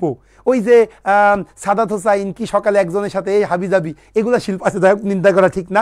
সো আপনারা সাদাত হোসাইনের বইয়ের থেকে আপনারা একটু মহিউদ্দিন মোহাম্মদের বই পড়বেন, বেশি ভালো লাগবে আপনাদের। আচ্ছা এখন আমি আসি, তাহলে এখানে আনসারটা যেটা হইতে পারে, ও ও ও ভেরি গুড, যারা ডি বলেছো ইয়েস, ডি নাম্বারটাই আনসার ঠিক, 100-তে 100 ঠিক, ভেরি গুড। ডি নাম্বারটা কি? An object is not an art. একটা বস্তুকে তুমি শিল্প বলতে পারবে না if its maker, যদি এই বস্তুর কারিগর pays attention to the object's practical utility. কোনো যদি আমরা প্র্যাকটিক্যাল ইউটিলিটির দিকে তাগায়ে মানুষের প্রত্যাশা অনুযায়ী যদি আমি কোনো কিছু লিখি বা করি সেটাকে আমি শিল্প বলতে পারি না। Very good. ওকে, পেশা একটা, শিল্প আর একটা। আচ্ছা দুইটার মধ্যে আকাশ পাতাল তফাৎ। Okay, so answer D for Dhaka. Nice nice. Okay, আচ্ছা এরপরে আমরা চলে আসি, এটা বেশ বড় একটা কোশ্চেন, আমরা একটু ইয়ে করার একটু চেষ্টা করবো। হ্যাঁ, আচ্ছা, during the last summer in Bangladesh since there was a tremendous increase in the temperature during the summer which damage crops greatly the student above. Okay, একটু দেখি আমরা। Many companies have employee assistant program, মানে মোটামুটি সবই তো একটু বড় বড়, আমরা কয়েকটা সলভ করার চেষ্টা করবো একটা। হ্যাঁ, ওকে, সো দেখি তো আমরা আরও কয়েকটা কোশ্চেন সলভ করি। আচ্ছা, খুব বেশি কঠিন মনে হচ্ছে কিনা? কঠিন বিষয় হইলেও আপনার এত সুন্দর বোঝানোর পরে ক্লাসটা বেশ ভালো লাগছে স্যার। ওকে, অসংখ্য ধন্যবাদ, অসংখ্য ধন্যবাদ সেতু, মাই প্লেজার বোন। আমি আবারও বলি, একটু এগুলো শিখতে হয়। এগুলো শিখলে হয় কি, অন্যদের থেকে তুমি একটু আগাইতে পারবা। কারণ কি, দেখবা যে ক্রিটিক্যাল রিজনিং কেউ পড়ায় না, কিন্তু আমরা এটা পারবো। তাহলে কি অন্যদের থেকে বেশি অবশ্যই আমরা 2-3 মার্ক 4 মার্ক 5 মার্ক বেশি পাবো। এটাই তো আর কি জব পাওয়ার মূল মন্ত্র। আচ্ছা, ওকে ওকে, ঠিক আছে। এখন আসলে আমরা একটু ছোটো কোশ্চেন সলভ করি। অনেক বড় বড় কোশ্চেন সলভ করাতে সবগুলোই তো প্রিভিয়াস ইয়ারের কোশ্চেন নিয়েছি, সেই জন্য বড় বড় হয়ে গিয়েছে। আর এই শীটটা আমি তৈরি করিনি, এই শীটটা শুভ্র স্যার তৈরি করছে, সেই জন্য কোশ্চেনগুলো আর কি ভাই সিলেক্ট করছে। আমি হইলে আরও কয়েকটা মানে মজার মজার কোশ্চেনগুলো ঢোকানোর চেষ্টা করব, পরে তোমাদেরকে বুঝাবো ইনশাল্লাহ। এখন আসো আমরা 16 নম্বর কোশ্চেনটা সলভ করি, একটু ছোটো কয়েকটা কোশ্চেন সলভ করি, তারপর আবার ফিরে যাব। হ্যাঁ, আসো দেখো কি বলতেছে। আমি আবারও বলি, এই ক্লাসটা তোমরা একটু শেয়ার দিয়ে দেখো, কারণ এটা বেশ ইফেক্টিভ এবং তোমাদের বেশ কাজে লাগবে পরে। কারণ ফেসবুক লাইভে তো পরবর্তীতে অনেকগুলা লাইভ ক্লাস হবে, দেখা যাচ্ছে হারাই যাবে। হ্যাঁ, সো তোমরা তখন ঝামেলায় পড়ে যাবে। আচ্ছা, না স্যার অনেক ইজি লাগতেছে, যতই তেল দাও ইজি লাগতেছে না, এটা আমি জানি। আচ্ছা, কিন্তু বোঝানোর চেষ্টা করতেছি আমি, এবং আমার খুব ফেভারিট এই যেমন ক্রিটিক্যাল রিজনিং, এরপরে নেক্সট ক্লাসে আসে হলো পাজেল, পাজেলও খুব ফেভারিট আমার। হ্যাঁ, ওকে, ঠিক আছে। আসো তাহলে আমরা কথা না বলি, শুরু করি। Road accidents have increased significantly. এই সিগনিফিক্যান্টলি মানে কি, ব্যাপকভাবে, উল্লেখযোগ্যভাবে। Road accidents have increased, road accident বৃদ্ধি পেয়েছে উল্লেখযোগ্যভাবে, উল্লেখযোগ্যভাবে রোড অ্যাক্সিডেন্ট বৃদ্ধি পেয়েছে। Okay, the statement will be strengthen. ভাই স্ট্রেংথেন মানে কি, আমি যে কথাটা বললাম সেই কথাটাকে আরও শক্তিশালী করতে হবে, এটাকে স্ট্রেংথেন বলে। আর উইকেন মানে কি, আমি যে কথাটা বলবো সেই কথাটাকে দুর্বল করতে হবে। কেমন দেখো, ধরো আমি এখানে বসে আছি, আমি বললাম এই টার্নিং পয়েন্ট ব্যাংক জবের জন্য অনেক ভালো একটা প্রতিষ্ঠান। এখন আমার এটা সেন্টেন্স, টার্নিং পয়েন্ট ব্যাংক জবের জন্য অনেক ভালো একটা প্রতিষ্ঠান। এখন এইটাকে যদি আমি স্ট্রেংথেন করতে চাই, বাপ্পি ভাই বললো কি, স্যার টার্নিং পয়েন্ট থেকে তো গত মাসেই 50 জন ব্যাংকার হয়েছে, তাহলে কি হলো, আমার এই বাক্যটাকে আরও বেশি শক্তিশালী হলো। আমি বললাম টার্নিং পয়েন্ট ব্যাংক জবের জন্য অনেক ভালো একটা প্রতিষ্ঠান। এবার একজন স্টুডেন্ট বলল, স্যার আমি কিন্তু টার্নিং পয়েন্ট থেকে পড়ে আমি কিন্তু ব্যাংকার হয়েছি। তার মানে কি, আমার এই যে বাক্যটা, এই বাক্যটা কি হলো, আরও বেশি সত্য প্রমাণিত হলো। টার্নিং পয়েন্ট ব্যাংক জবের জন্য ভালো, কেউ যদি বলে ভাই আরও আমিও চাকরি পাইছি, তাহলে কি আমার ভালোটা বা আমার কথাটা আরও বেশি অ্যাকসেপ্টেন্সি, এটাকেই বলে স্ট্রেংথেন। এবার উইকেন জিনিসটা কি, উইকেন বললাম যে এই এক্স নামক প্রতিষ্ঠান না ব্যাংকের জন্য ভালো না, এটা একটা সেন্টেন্স, যে এক্স নামক প্রতিষ্ঠান বা মনে করেন সি নামক একটা প্রতিষ্ঠান, এটা ব্যাংকের জন্য ভালো না। তখন বলল স্যার, একজন স্টুডেন্ট বলল, স্যার আমি না ওখানে কোচিং করেছিলাম, আমি চাকরি পাইনি। তাহলে কি হলো, আমার বাক্যটা কিন্তু আরো কি হলো, স্ট্রেংথেন হলো। তার মানে কি, আমি বললাম ভালো না, আর একজন বলল স্যার কি বলেন ভালো না, ও তো পচা, ভালো তো দূরে থাক, ওখান থেকে কেউ চাকরিই পায় না। তাহলে স্ট্রেংথেন কি, হ্যাঁ বাক্য দ্বারাও করা যায়, না বাক্য দ্বারাও করা যায়। এবার যদি বলি আমি উইকেনটা কি, উইকেনটা মানে হলো বিপরীত কোনো কিছু। আমি বললাম এই উইকেন করতে হবে, আমি বললাম পানিটা না খুব খারাপ, মাম অতটা ভালো ব্র্যান্ড না। একজন বলল কি বলেন স্যার, মাম ব্র্যান্ড তো প্রথম আলোর একটা জরিপে প্রথম হয়েছে। এটা আমি তোমাদেরকে বললাম, আমি বললাম এই মাম পানি না অতটা ভালো না, বাক্যটা শোনেন, মাম পানি ভালো না, এটাকে আমি উইকেন করব। উইকেন মানে কি, আমি যা বলবো তার বিপরীত। আর স্ট্রেংথেন মানে কি, আমি যা বলবো তার পক্ষে বলবেন। আশা করি বুঝাইতে পারছি। তাহলে আমি বললাম মাম পানি অতটা ভালো ব্র্যান্ড না, এটা উইকেন করবেন। মানে কি, আমি বললাম ভালো না, আপনারা বলবেন ভালো, তাইলে উইকেন হয়ে যাবে। আপনি বলবেন কি, স্যার কি বলেন, মাম পানির মধ্যেই তো মিনারেলের পরিমাণটা বেশি, তাহলে কি আমার বাক্যটা উইকেন হয়ে গেল। আশা করি আপনারা স্ট্রেংথেন উইকেন বুঝতে পারছেন। তাই যদি বুঝে থাকেন, এইটাকে এবার আপনারা বলবেন, ভালো করে বুঝবেন। এই road accidents have increased significantly, আমার বাক্যটা এই রোড অ্যাক্সিডেন্ট না ব্যাপকভাবে বেড়ে গেছে। The statement will be strengthen, তার মানে এই বাক্যটাকে আপনাকে শক্তিশালী করতে হবে। শক্তিশালী মানে কি, আমি যা বলবো আমার পক্ষে আসবেন, আর দুর্বল মানে কি, আমি যা বলবো আমার বিপক্ষে। আমি বললাম কি রোড অ্যাক্সিডেন্ট ব্যাপকভাবে বেড়ে গেছে, আপনি বলবেন স্যার বলেন কি শুধু কি বাড়ছে, পুরা প্রতি রাত্রেই একটা করে অ্যাক্সিডেন্ট হচ্ছে, তাইলে হবে স্ট্রেংথেন। ক্লিয়ার বিষয়টা? এখন আপনারা বলতে হবে কোন অপশনের মাধ্যমে স্ট্রেংথেন হয়, কোন অপশনের মাধ্যমে। ও না না না, কথা শোনেন, দিস ইজ আইবিএ, এটা আইবিএ এর কোশ্চেন, মজার কোশ্চেন। কি বলছে শোনেন, the statement will be strengthen by the following. এই বাক্যটাকে স্ট্রেংথেন করা যাবে নিচের সবগুলা দ্বারা, এক্সেপ্ট একটা দ্বারা করা যাবে না। তাহলে আমি বললাম রাস্তায় অ্যাক্সিডেন্ট ব্যাপকভাবে বেড়ে গেছে, আপনাকে এটাকে স্ট্রেংথেন করতে হবে। নিচের প্রতিটা সেন্টেন্সে স্ট্রেংথেন করা আছে, শুধু একটাই স্ট্রেংথেন করা নেই। তার মানে কি, আপনাকে উইকেন্ডটা খুঁজতে হবে, এখানে স্ট্রেংথেন না। আইবি এর কোশ্চেন কত মজার কোশ্চেন দেখছেন। ওকে, একটু দেখতে চাই। স্যার মাথা ঘুরতেছে আপনার দেখে, কেন কেন কি হয়েছে? আচ্ছা দ্রুত আনসার। আমি বললাম অ্যাক্সিডেন্ট ব্যাপকভাবে বেড়ে গেছে, এটাকে প্রত্যেকটা দ্বারা স্ট্রেংথেন করা যাবে, শুধু একটা দ্বারা করা যাবে না। তার মানে এক কথায় উইকেন্ডটা বের করতে হবে। দেখি আপনারা পারেন কিনা। এক্সেপ্টের জন্য উইকেন্ড, দ্রুত আনসার চাই। তামান্না, ওকে হ্যাঁ তামান্না আনসার করছে 16। ওকে, তামান্নার বি আনসার মনে হয়েছে, একটু দেখি। সাকিবের আনসার বি মনে হয়েছে, নির্জনার আনসার বি মনে হয়েছে, সাম না কি লিখলো এটা, স্যামের আনসারও বি মনে হয়েছে। একটু ফাস্ট আমি আরও আনসার চাই। আচ্ছা মুনতাহা বি, কি ব্যাপার সবাই বি মনে হচ্ছে কেন, বি নাকি দেখি তো একটু। ওকে, একটু বুঝতে হবে কিন্তু, না বুঝে আনসার করা যাবে না। আব্দুল মান্নান বি মনে হয়েছে, মিস্টার মন্ডল বি মনে হয়েছে, ওকে নাইম সরকার বি মনে হয়েছে। That's great. তোমরা ক্রিটিক্যাল রিজনিংয়েও যে এতজন আনসার করবে এটা আমার কল্পনার বাইরে। প্রত্যেকটা কোশ্চেন আমি 25-30টা করে 25-30 জনের আনসার পাইছি। That's great. ওকে, খুব ভালো লাগছে, কারণ আজকের ক্লাসটা আমি নিজেও ভয় পাচ্ছিলাম, কারণ আমি বুঝাইতে পারবো কি না তোমাদের। খুব কঠিন একটা ক্লাস, তোমরা যেভাবে টেক করেছো, I really appreciate you, all of you. MD Faisal B মনে হয়েছে, প্রীতম বি মনে হয়েছে, মাহফুজা বি মনে হয়েছে। That's great. ওকে নাইম তুমিও বি মনে হয়েছে। আমি একটু দেখি বি কিনা। ভাই আমি বললাম অ্যাক্সিডেন্ট বেড়ে গেছে, এটাকে সবগুলা স্ট্রেংথেন করবে একটা বাদে। তার মানে কি, এমন একটা অপশন আমাকে বের করতে হবে অ্যাক্সিডেন্ট কমে গেছে, তাই তো বিষয়টা। দেখি অ্যাক্সিডেন্ট কমে যায় কিনা। ড্রাইভার্স আর রানিং রেকলেসলি, এই ড্রাইভাররা এখন না মাতালের মতো করে গাড়ি চালায়, তাহলে কি অ্যাক্সিডেন্ট বাড়বে? তার মানে কি স্ট্রেংথেন হচ্ছে, কিন্তু আমার তো স্ট্রেংথেন চাইনি, আমার এক্সেপ্ট একটা বাদে সব, তাহলে এটা স্ট্রেংথেন, সো এটা আনসার হবে না। Only well train driver R allowed to run the car, কেবলমাত্র খুব পারদর্শী ড্রাইভারকে দিয়েই গাড়ি চালানো হচ্ছে। ভাই যদি পারদর্শী ড্রাইভারকে দিয়েই গাড়ি চালানো হয় তাহলে নিশ্চিত এখন অ্যাক্সিডেন্ট কমে যাবে। সো এইটা এই মূল সেন্টেন্সের সাথে সাংঘর্ষিক। সো তোমরা যে 34 জন আনসার করছো বি ফর বাংলাদেশ, আমারটা দিয়ে 35 নাম্বার হলো। Okay, B for Bangladeshi answer, that's great. Okay, বা দেখি তো, road trafficking is almost absent. ভাই এখন কোনো রোড ট্রাফিকিং থাকে না, কোনো রাস্তায় কোনো লোক পুলিশ থাকে না, তাহলে তো অ্যাক্সিডেন্ট বাড়বেই। সো এটা স্ট্রেংথেন, আমার দরকার weakened. So B for Bangladesh ঠিক আছে। Street trafficking is not working at night, রাত্রে আর ট্রাফিকিংরা থাকে না, ট্রাফিক যারা আছে পুলিশ থাকে না, সো আরও অ্যাক্সিডেন্ট বাড়বে।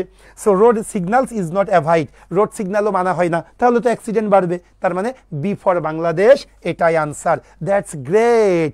ওকে, হ্যাঁ মিজমা পল, তানভীর আহমেদ তোমাদের আনসার ঠিক আছে, সোহাগ আনসার ঠিক আছে। ওকে, আচ্ছা ঠিক আছে। সো এই লাস্ট একটা কোশ্চেন পড়বো আমরা, লাস্ট একটা কোশ্চেন পড়লে আমরা মোটামুটি আজকে শেষ করব। কোনটা একটু ছোট চাচ্ছিলাম। আচ্ছা 14 নাম্বারটা বেশ কঠিন একটা কোশ্চেন, নাকি শেষ করে দিব? অনেক প্রেশার হয়ে যাচ্ছে আজকে অনেক প্রেশার হয়ে গিয়েছে। আচ্ছা আমারও একটা ক্লাস আছে, ঠিক আছে। আজকে আমরা তাহলে 10টা কোশ্চেন পড়েছি কিন্তু, হ্যাঁ তোমাদের হলো মোট 17টা কোশ্চেন আছে, এর মধ্যে আমরা 11টা কোশ্চেন আমরা সলভ করে ফেলেছি। আমি তোমাদেরকে বলবো critical reasoning this is really different একটা পার্ট, কিন্তু ক্রিটিক্যাল রিজনিং, পাজেল এগুলাই বেশি মজার। হ্যাঁ, যেটা অন্যরা ভয় পায় সেটা যদি আমরা কনফ্রন্ট করতে পারি এটা বেশি ভালো লাগার বিষয় না। সো আমি বলি ক্রিটিক্যাল রিজনিং পার্টটা আমারও খুব ভালো লাগে, এবং অ্যানালিটিক্যাল অ্যাবিলিটিও ভালো লাগে। ডাটা সাফিসিয়েন্সি আমার খুব ফেভারিট, কিন্তু ডাটা সাফিসিয়েন্সি তোমরা কেউ পড়বে না, যেটা পরীক্ষায় লাগে না সেটা পড়ার দরকার নেই। ডাটা সাফিসিয়েন্সি তারাই পড়বে যারা তোমরা জিম্যাট পরীক্ষা দিবে, হ্যাঁ এছাড়া ডাটা সাফিসিয়েন্সি লাগে না। আর ঢাকা ভার্সিটির আইবি এর MBA পরীক্ষা দিলে লাগে। এছাড়া আমাদের ব্যাংকের জন্য 2টা পার্ট দরকার, একটা ক্রিটিক্যাল রিজনিং, একটা অ্যানালিটিক্যাল অ্যাবিলিটি বা পাজেল, যেটাকে আমরা বলি পাজেল। সো ক্রিটিক্যাল রিজনিং আজকে তোমাদের একটা আইডিয়া দিয়েছি আমি, আশা করি তোমরা বেশ ভালো মতো বুঝতে পেরেছো। আমি তোমাদের একটা গ্যারান্টি দিচ্ছি, ক্রিটিক্যাল রিজনিং শুধু আমাদের লেকচার শিটের বাইরে একটা কোনো কিছু পরীক্ষায় আসবে না ইনশাল্লাহ। লেকচার শিটটা ওইভাবেই তৈরি করা হয়েছে। সো তোমরা যারা আমাদের রেগুলার স্টুডেন্ট, আমাদের টিচার্স ওয়ার্কে যে 17টার মধ্যে আমি তো 11টা কোশ্চেন সলভ করে দিলাম, আরও বাকি 6টা তোমাদেরকে সলভ করে দিব ইনশাল্লাহ। আর টিচার্স ওয়ার্কের পরে দেখবা আমরা 20টা মতো কোশ্চেন এক্সপ্লানেশন সহকারে দিয়েছি, ব্যাখ্যা সহকারে দিয়েছি। ওই ব্যাখ্যা সহকারে কোশ্চেনটা খুব ভালো করে তোমরা একটু পড়বা, এর বাহিরে কোনো কোশ্চেন আসবে না, আসবে না, আসবে না ইনশাল্লাহ। সো ইনশাল্লাহ, আর যদিও আসে অবশ্যই তোমরা পারবে, এই নিয়মের বাইরে আসবে না। ক্লিয়ার বিষয়টা? সো ইনশাল্লাহ টার্নিং পয়েন্টের সাথে থাকবে। আমি আবারও বলি, টার্নিং পয়েন্টের রেগুলার যে bank job course, regular bank job কোর্সের আজকে রাত 8টায় একটা সেমিনার আছে।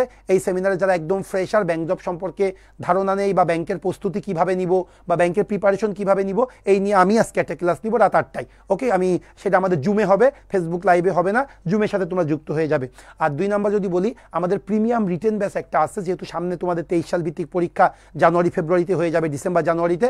সো প্রিমিয়াম রিটেন ব্যাচটা কিন্তু অবশ্যই সুযোগ একটা করে নিতে পারো। এই 2টা।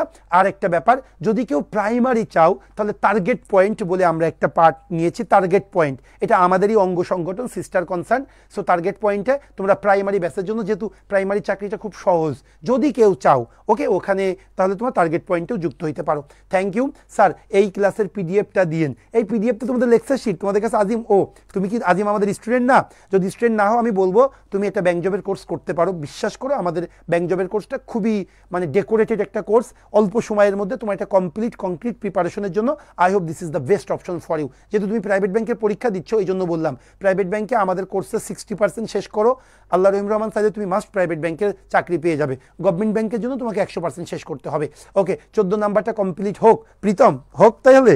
আচ্ছা 14 নাম্বারটা ওকে। আচ্ছা জসির রিয়াদ, 14 নাম্বারটা করি। ভালো লাগতেছে কিনা তোমাদের সেটা আগে শুনি। আচ্ছা ওকে, আসা তাহলে 14 নাম্বারটা করি তাহলে, যেহেতু তোমরা চাচ্ছ। ওকে, লাস্ট কোয়েশ্চেন, যেহেতু তোমাদের এটা রিকোয়েস্ট, অন রিকোয়েস্ট। আচ্ছা তাহলে 14 নাম্বারটা করি, ভালো করে বুঝবে। Robot satellites rely important communication and identify weather pattern. ভাই, আমাদের বর্তমানে ওয়েদার প্যাটার্নের জন্য এবং আমাদের কমিউনিকেশনের জন্য রোবট স্যাটেলাইট এখন খুবই গুরুত্বপূর্ণ হয়ে গেছে। যেমন দেখো, আফগানিস্তানে ভূমিকম্প হয়েছে, ওদের যদি ভালো প্রযুক্তি থাকতো, স্যাটেলাইট সাথে সম্পর্ক ভালো থাকতো, ওরা কিন্তু আগে থেকেই সচেতন হইতে পারতো। এবং কমিউনিকেশন, এই যে আমরা আজকে আমেরিকায় বসে আমরা ফোনে বা ভিডিও কল করতেছি, এই কমিউনিকেশনের জন্য এবং হলো কিসের জন্য, এবং ওয়েদার প্যাটার্নের জন্য রোবট স্যাটেলাইট এখন গুরুত্বপূর্ণ। প্রথম লাইন পাইলাম, এবার শোনো। Because the satellites can be repaired only orbit. এখন ওই স্যাটেলাইটগুলো না, স্যাটেলাইট মাঝে মাঝে নষ্ট হয়ে যায়। এখন স্যাটেলাইট কোথায় থাকে? অরবিটে থাকে। এই জন্য স্যাটেলাইটগুলো রিপেয়ার করতে গেলে আমাকে অরবিটে পৌঁছাইতে হবে। এখন অরবিটে কি আমি তুমি দৌড়াইতে পারবো? নো, এখানে অ্যাস্ট্রোনটদের যাইতে হয়। So astronauts are needed to repair them. এই কারণে ওইগুলাকে রিপেয়ার করার জন্য অ্যাস্ট্রোনটদের প্রয়োজন হয়। তাহলে প্রথমত রোবট স্যাটেলাইট কেন দরকার? রোবট স্যাটেলাইটটা দরকার আমাদের কমিউনিকেশনের জন্য, ওয়েদার প্যাটার্নের জন্য। এখন বলতেছে যেহেতু রোবট স্যাটেলাইটগুলো অরবিটে থাকে, গ্রহে থাকে, ওই জন্য আমাদেরকে কি করতে হবে? ওখানে প্রতিনিয়ত অ্যাস্ট্রোনট বা নভোচারীদের পাঠাইতে হবে। মাঝে মাঝে ঠিক করতে হবে না, ভুল হয়ে ওই নষ্ট হয়ে গেলেই স্যাটেলাইটটা ঠিক করার জন্য আমাদেরকে নভোচারী পাঠাইতে হবে। উইদাউট রিপেয়ার্স, যদি রিপেয়ার আমরা না করি, the satellite would eventually malfunction. আমরা যদি রিপেয়ার না করি, ওই স্যাটেলাইটগুলো কি হয়ে যাবে? নষ্ট হয়ে যাবে। দেয়ারফোর, এই কারণে স্পেস ফ্লাইট ক্যারিং অ্যাস্ট্রোনট, অ্যাস্ট্রোনটদেরকে পাঠানোর জন্য যে স্পেস ফ্লাইটগুলো আছে, মাস্ট কন্টিনিউ, আমাদেরকে প্রতিনিয়ত পাঠাইতেই হবে, পাঠাইতেই হবে। Okay, which of the following if true, নিচের কোনটা সত্য হলে would most seriously weaken the argument, এই আর্গুমেন্টটাকে দুর্বল করা যাবে। ভাই, দুর্বল মানে কি? যা বলবে ভিন্ন, যা বলবে তার বিপরীত বলতে হবে। আর স্ট্রেংথেন মানে কি? যা বলবে তার পক্ষে বলতে হবে। এখন একটু গল্পটা ভালো করে শোনো না, একটু ভালো করে শুনি। এখানে বললো কি, বিজনেস কমিউনিকেশনের জন্য এবং আমাদের আবহাওয়ার জন্য রোবট স্যাটেলাইট এখন মাস্ট হয়ে পড়েছে। আর এই রোবট স্যাটেলাইটগুলো কোথায় থাকে? অরবিটে থাকে। এখানে অরবিটে এখন কি করতে হবে? যেহেতু রোবট স্যাটেলাইটগুলো মাঝে মাঝে নষ্ট হয়ে যায়, এই কারণে আমাদেরকে অ্যাস্ট্রোনট পাঠাইতে হবে। আবার যদি অ্যাস্ট্রোনট না পাঠাই, তাহলে ওই রোবট স্যাটেলাইটগুলো ম্যাল ফাংশন, অকার্যকারী বা অকেজো হয়ে যাবে। এই কারণে রাইটার বলতে চাচ্ছে, that is why therefore space flight astronaut must continue. এই কারণে আমাদেরকে নভোচারীদের পাঠাইতেই হবে, পাঠাইতেই হবে, পাঠাইতেই হবে। এখন বলতে চাচ্ছে নিচের কোন অপশনটা সত্য হইলে এইটাকে উইকেন করা যাবে। উইকেন মানে কি? রাইটার কি বলছে? নবসারীদের পাঠাইতেই হবে, পাঠাইতেই হবে। আমাকে উইকেন করা মানে হলো এমন একটা ক্লু বলবো যে আর নবসারীদের পাঠানোর প্রয়োজন নাই। স্ট্রেংথেন মানে কি? নবসারীদের পাঠাইতে হবে বলছে, আমরা স্ট্রেংথেন করব মানে নবসারীদের পাঠাইতে হবে এমন তথ্য দিব। আর আমরা উইকেন করব এর মানে ভাই আমরা এমন ক্লু খুঁজবো যে স্যার এই ব্যাপার আমাদের নবসারীদের পাঠানোর প্রয়োজন হবে না। এইটা এখন কোনটা উইকেন করতে হবে, মানে নবসারীদের পাঠাইতে হবে না কোন অপশনে, তোমাদেরকে আগে আনসার করতে হবে। স্যার একটু নিজেরা হ্যাঁ আনসার করি, অবশ্যই অবশ্যই অবশ্যই। মিসবা পল তাড়াতাড়ি তাড়াতাড়ি। আচ্ছা 25 অনলাইন ব্যাচের লেকচার শিট। ওকে ভাই একটু যদি বলি আজিম, আমাদের লেকচার শিটে কি হয়েছিল শোনো, শুধু সবগুলো আমাদের তোমার সাবজেক্ট হলো ম্যাথ, ইংলিশ, সাধারণ জ্ঞান, বাংলা, কম্পিউটার। হ্যাঁ এখন ইংলিশের রিটেন পার্টটাতে তারা ভুল করে ফেলেছে, প্লেট প্রিন্ট করতে গিয়েই ভুল করে ফেলেছে। হ্যাঁ এই জন্য আমাদের সবগুলো শিট চলে এসেছে কিন্তু আমরা পাঠাইতে পারি নাই, কারণ আমাদের তো একবারে কুরিয়ার করে পাঠাই। এই জন্য ভাই আমরা আন্তরিকভাবে দুঃখিত। আজকে আজকে না কবে আসবে বাপি ভাই, না কালকে? আচ্ছা 10 তারিখে, আমি আবার একটু বলে রাখি 10 তারিখে আমাদেরকে ওই রিটেনের শিটটা দেবে, এরপরে আমরা তোমাদেরকে কুরিয়ার করে দিব ভাই। হ্যাঁ কারণ আমাদের একটা শিট পুরো প্রিন্ট ভুল, মানে ওরা যেহেতু ওই যারা প্রিন্ট করে ওদেরকে প্লেট মানে ছাপাইতে হয়, ওই প্লেটে ভুল করে ফেলেছে। এই জন্য ওরা আমাদের কাছে ক্ষমা চাইছে, টাকাও নেইনি, কিন্তু তোমাদেরকে একটু দেরি হলো। সো 10 তারিখে তারা দেবে, 10 তারিখে আমরা কুরিয়ার করে দিব। হ্যাঁ 10 তারিখ একটু মাথায় রেখো ভাই, একটু মানাই নিতে হবে, কারণ এগুলো তো মানে অনেক সমস্যা। এই কথা কম, আগে আনসার চাই। এত সুন্দর বুঝাইলাম, এর মধ্যে লেকচার শিট নিয়ে আইছে। এরা বোঝে না, সে বোঝে না। তাড়াতাড়ি তাড়াতাড়ি। ওকে ওকে হ্যাঁ প্রীতম আনসার করা শুরু করছে, আমি আনসার চাই দ্রুত। ওকে প্রীতম 14D। ওকে আমি দেখবো উইকেন্ড মানে এমন কিছু করতে হবে যাতে আমি বলবো আর নবসারী দরকার নেই, নবসারীদের পাঠাইতে হবে না, স্পেস ফ্লাইট পাঠানো লাগবে না। আচ্ছা Pritam answer D. Okay fine. Azim Hossain answer D. একটু দেখতে চাই ফার্স্ট গো ফার্স্ট গো। আচ্ছা তামান্না সুলতানা, ওকে সেও আনসার করেছে, তামান্না সুলতানা বিথি। Nice nice. একটু দ্রুত আরো কয়েকটা আনসার চাই, তারপরে কিছু কথা বলবো, 1 মিনিট সময় নিব। আচ্ছা আচ্ছা আচ্ছা আচ্ছা আচ্ছা আচ্ছা একটু দ্রুত সময় কম। লাস্ট আনসার, এরপর আমার ম্যাথ ক্লাস আছে। তামান্না সুলতানা বিথি, দেন আজিম হোসাইন। ওকে হ্যাঁ এখন আমি যদি বলি দেখি কোনটা। তাহলে ভাই গল্পটা কি ছিল যে আমাদের আবহাওয়ার জন্য এবং যোগাযোগের জন্য আমাদের রোবট স্যাটেলাইট দরকার। রোবট স্যাটেলাইট কোথায় থাকে? অরবিটে থাকে। সো যেহেতু অরবিটটা আমাকে রোবট স্যাটেলাইট মাঝে মাঝে সংশোধন করতে হবে, এখন অরবিটে তো আমি আর তুমি পাঠাইতে হবে না, ওখানে নবসারী পাঠাইতে হবে। এই জন্য রাইটার বলতেছে তাহলে অরবিটে নবসারী পাঠানোই লাগবে। এখন এটাকে আমাকে উইকেন্ড করতে হবে, মানে কি এমন কোনো খুঁজবো নবসারী পাঠানো লাগবে না। ওকে আবার মিস্টার মন্ডল ডি বলছে, তানভীর ডি বলতেছে, মিশাল পল সি বলতেছে। এখন আসো কি কোনটা হবে একটু দেখি। আমি একবারে আনসার চলে গেলাম। আনসারটা হবে হলো ডি ফর ঢাকা। ঠিকই বলেছো, ডি ফর ঢাকা। কেন ঢাকা হবে একটু মিনিংটা করি। টেকনিক্যাল অবসোলেন্স মানে কি ভাই? সেকেলে, টেকনিক্যাল সেকেলে হওয়াতে of robot satellite makes repair they more costly. ভাই যেহেতু টেকনোলজিক্যাল মেটারগুলো খুবই কস্টলি, এই জন্য রোবট স্যাটেলাইটগুলোকে আমরা যদি সংশোধন করতে চাই এটা অনেক কস্টলি হয়ে যাবে। and less practical than sending new improved satellite into orbit। বলতেছে টেকনোলজিগুলো কি হয় প্রায় আপডেট করতে হয়। সো আমরা একটা রোবট স্যাটেলাইট পাঠাইছি, মনে করো 5 বছর টিকলো, পরের 5 বছর পরে আমি যদি একটা নতুন স্যাটেলাইট পাঠাই, নতুন প্রযুক্তি নিয়ে পাঠাই, সেটা বেশি কার্যকারী নাকি ওই পুরাতন স্যাটেলাইটে ওই আমি অ্যাস্ট্রোনটদের পাঠাই আমি নাট বল্টু ঠিক করব? অবশ্যই নতুন স্যাটেলাইটগুলো পাঠাইলে এগুলা বেশি কার্যকারী হবে, তাহলে আর অ্যাস্ট্রোনটদের পাঠানোর প্রয়োজন নাই। এটাই তাইলে ঠিক আছে। বলতেছে কি আমি রোবট স্যাটেলাইট ঠিক করার জন্য অ্যাস্ট্রোনটদের পাঠানোর পরিবর্তে নতুন টেকনোলজি বেসড আমি স্যাটেলাইটগুলো পাঠাবো, তাহলে আর রোবট স্যাটেলাইট পাঠানোর দরকার নাই। এই হলো আমাদের ডি ফর ঢাকা। সো আশা করি তোমরা ক্রিটিক্যাল রিজনিং নিয়ে যে ভয়, এই ভয়টা তোমরা একটু জয় করতে পারবে। আর এই কাজটাই হলো টার্নিং পয়েন্টের। দেখো ভাই এই ক্রিটিক্যাল রিজনিং এর পরে একটা ক্লাস লাইভ যাবে, এটা তোমরা কল্পনা করতে পারছো? বারবার এই কথা বলতেছি, তুমি খোঁজো বাংলাদেশে অনেকগুলো প্রতিষ্ঠান আছে যারা ব্যাংক জবের কোর্স করাই, একটা প্রতিষ্ঠান ক্রিটিক্যাল রিজনিং নিয়ে কোনো লাইভ গেছে কিনা? ইনশাল্লাহ আমরা বিশ্বাস করি ভাই টার্নিং পয়েন্ট যে বর্তমানে প্রাইভেট ব্যাংকে সবাই, গতকালকে ট্রাস্ট ব্যাংকের পরীক্ষা হয়েছে, প্রতি সপ্তাহে প্রাইভেট ব্যাংকের একটা করে পরীক্ষা। সো এই পরীক্ষাতে ক্রিটিক্যাল রিজনিং পার্টটা পরীক্ষায় আসে। সো তোমাদের এই বিষয়টাতে জানা দরকার। সো এই জন্যই আমরা আমাদের ছোট যে প্রসেসটা, যে ইফোর্ট, ভাই কতটুকু পড়াইতে পারছি জানি না, কিন্তু চেষ্টার কোনো কমতি নেই। টার্নিং পয়েন্ট এটাতেই বিশ্বাস করে। সো আশা করি আপনারা কিছুটা ধারণা পেয়েছেন। বাপ্পি ভাই একটুখানি যদি একটু তাড়াতাড়ি, আচ্ছা একটু বাপ্পি ভাই আপনাদের সাথে কথা বলবে 1 মিনিট, কারণ বাপ্পি ভাইয়ের পিড়াপিড়িতেই এই ক্লাসটা আমাকে নিতে হয়েছে। অসংখ্য ধন্যবাদ। স্যার এরপরের পর্ব 2টা আমরা কবে করব স্যার? আগামী শনিবার যেদিন আপনি টাইম দিবেন।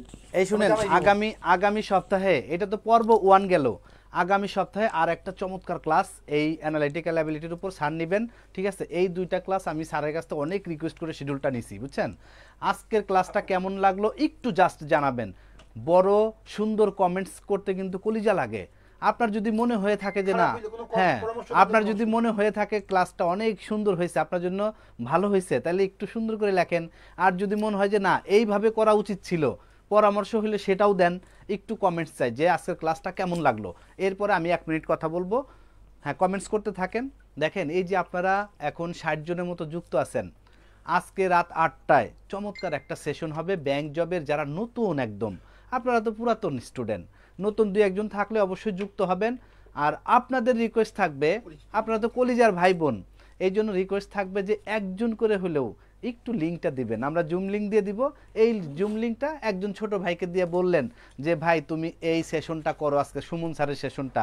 ভর্তি না হইলো ভাই, কিন্তু একটা গাইডলাইন তো ভেরি ভেরি ইম্পর্টেন্ট।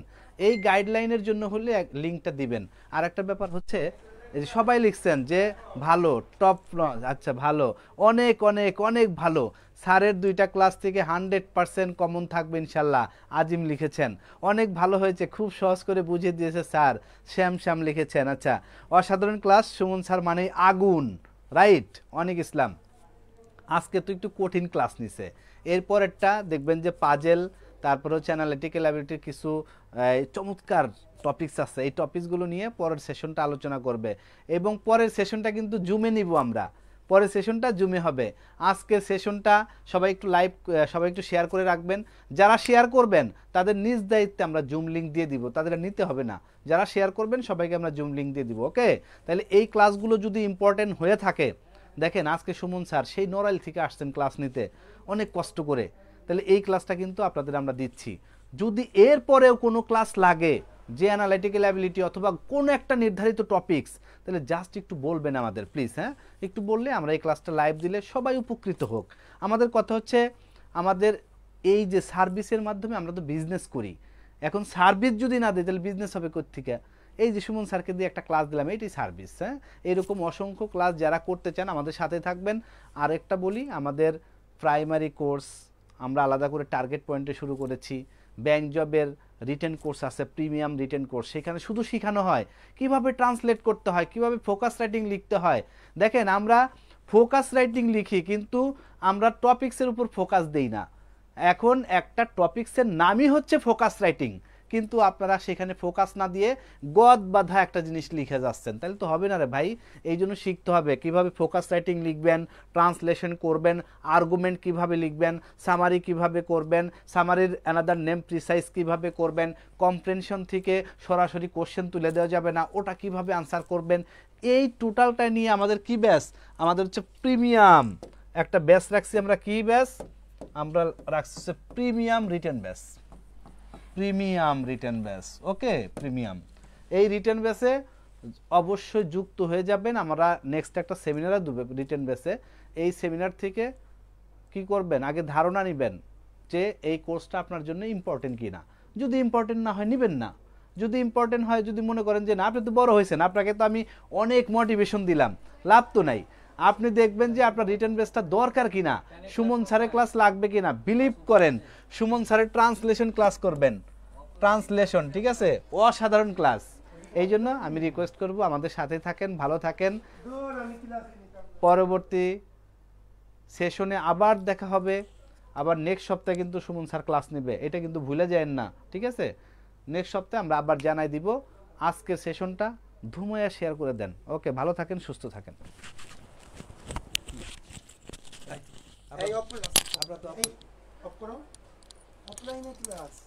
আমি তো নিতামই না, আমি তো লাইভ নিব অনেকদিন পরে ম্যাথ এই ক্লাস নিলাম না।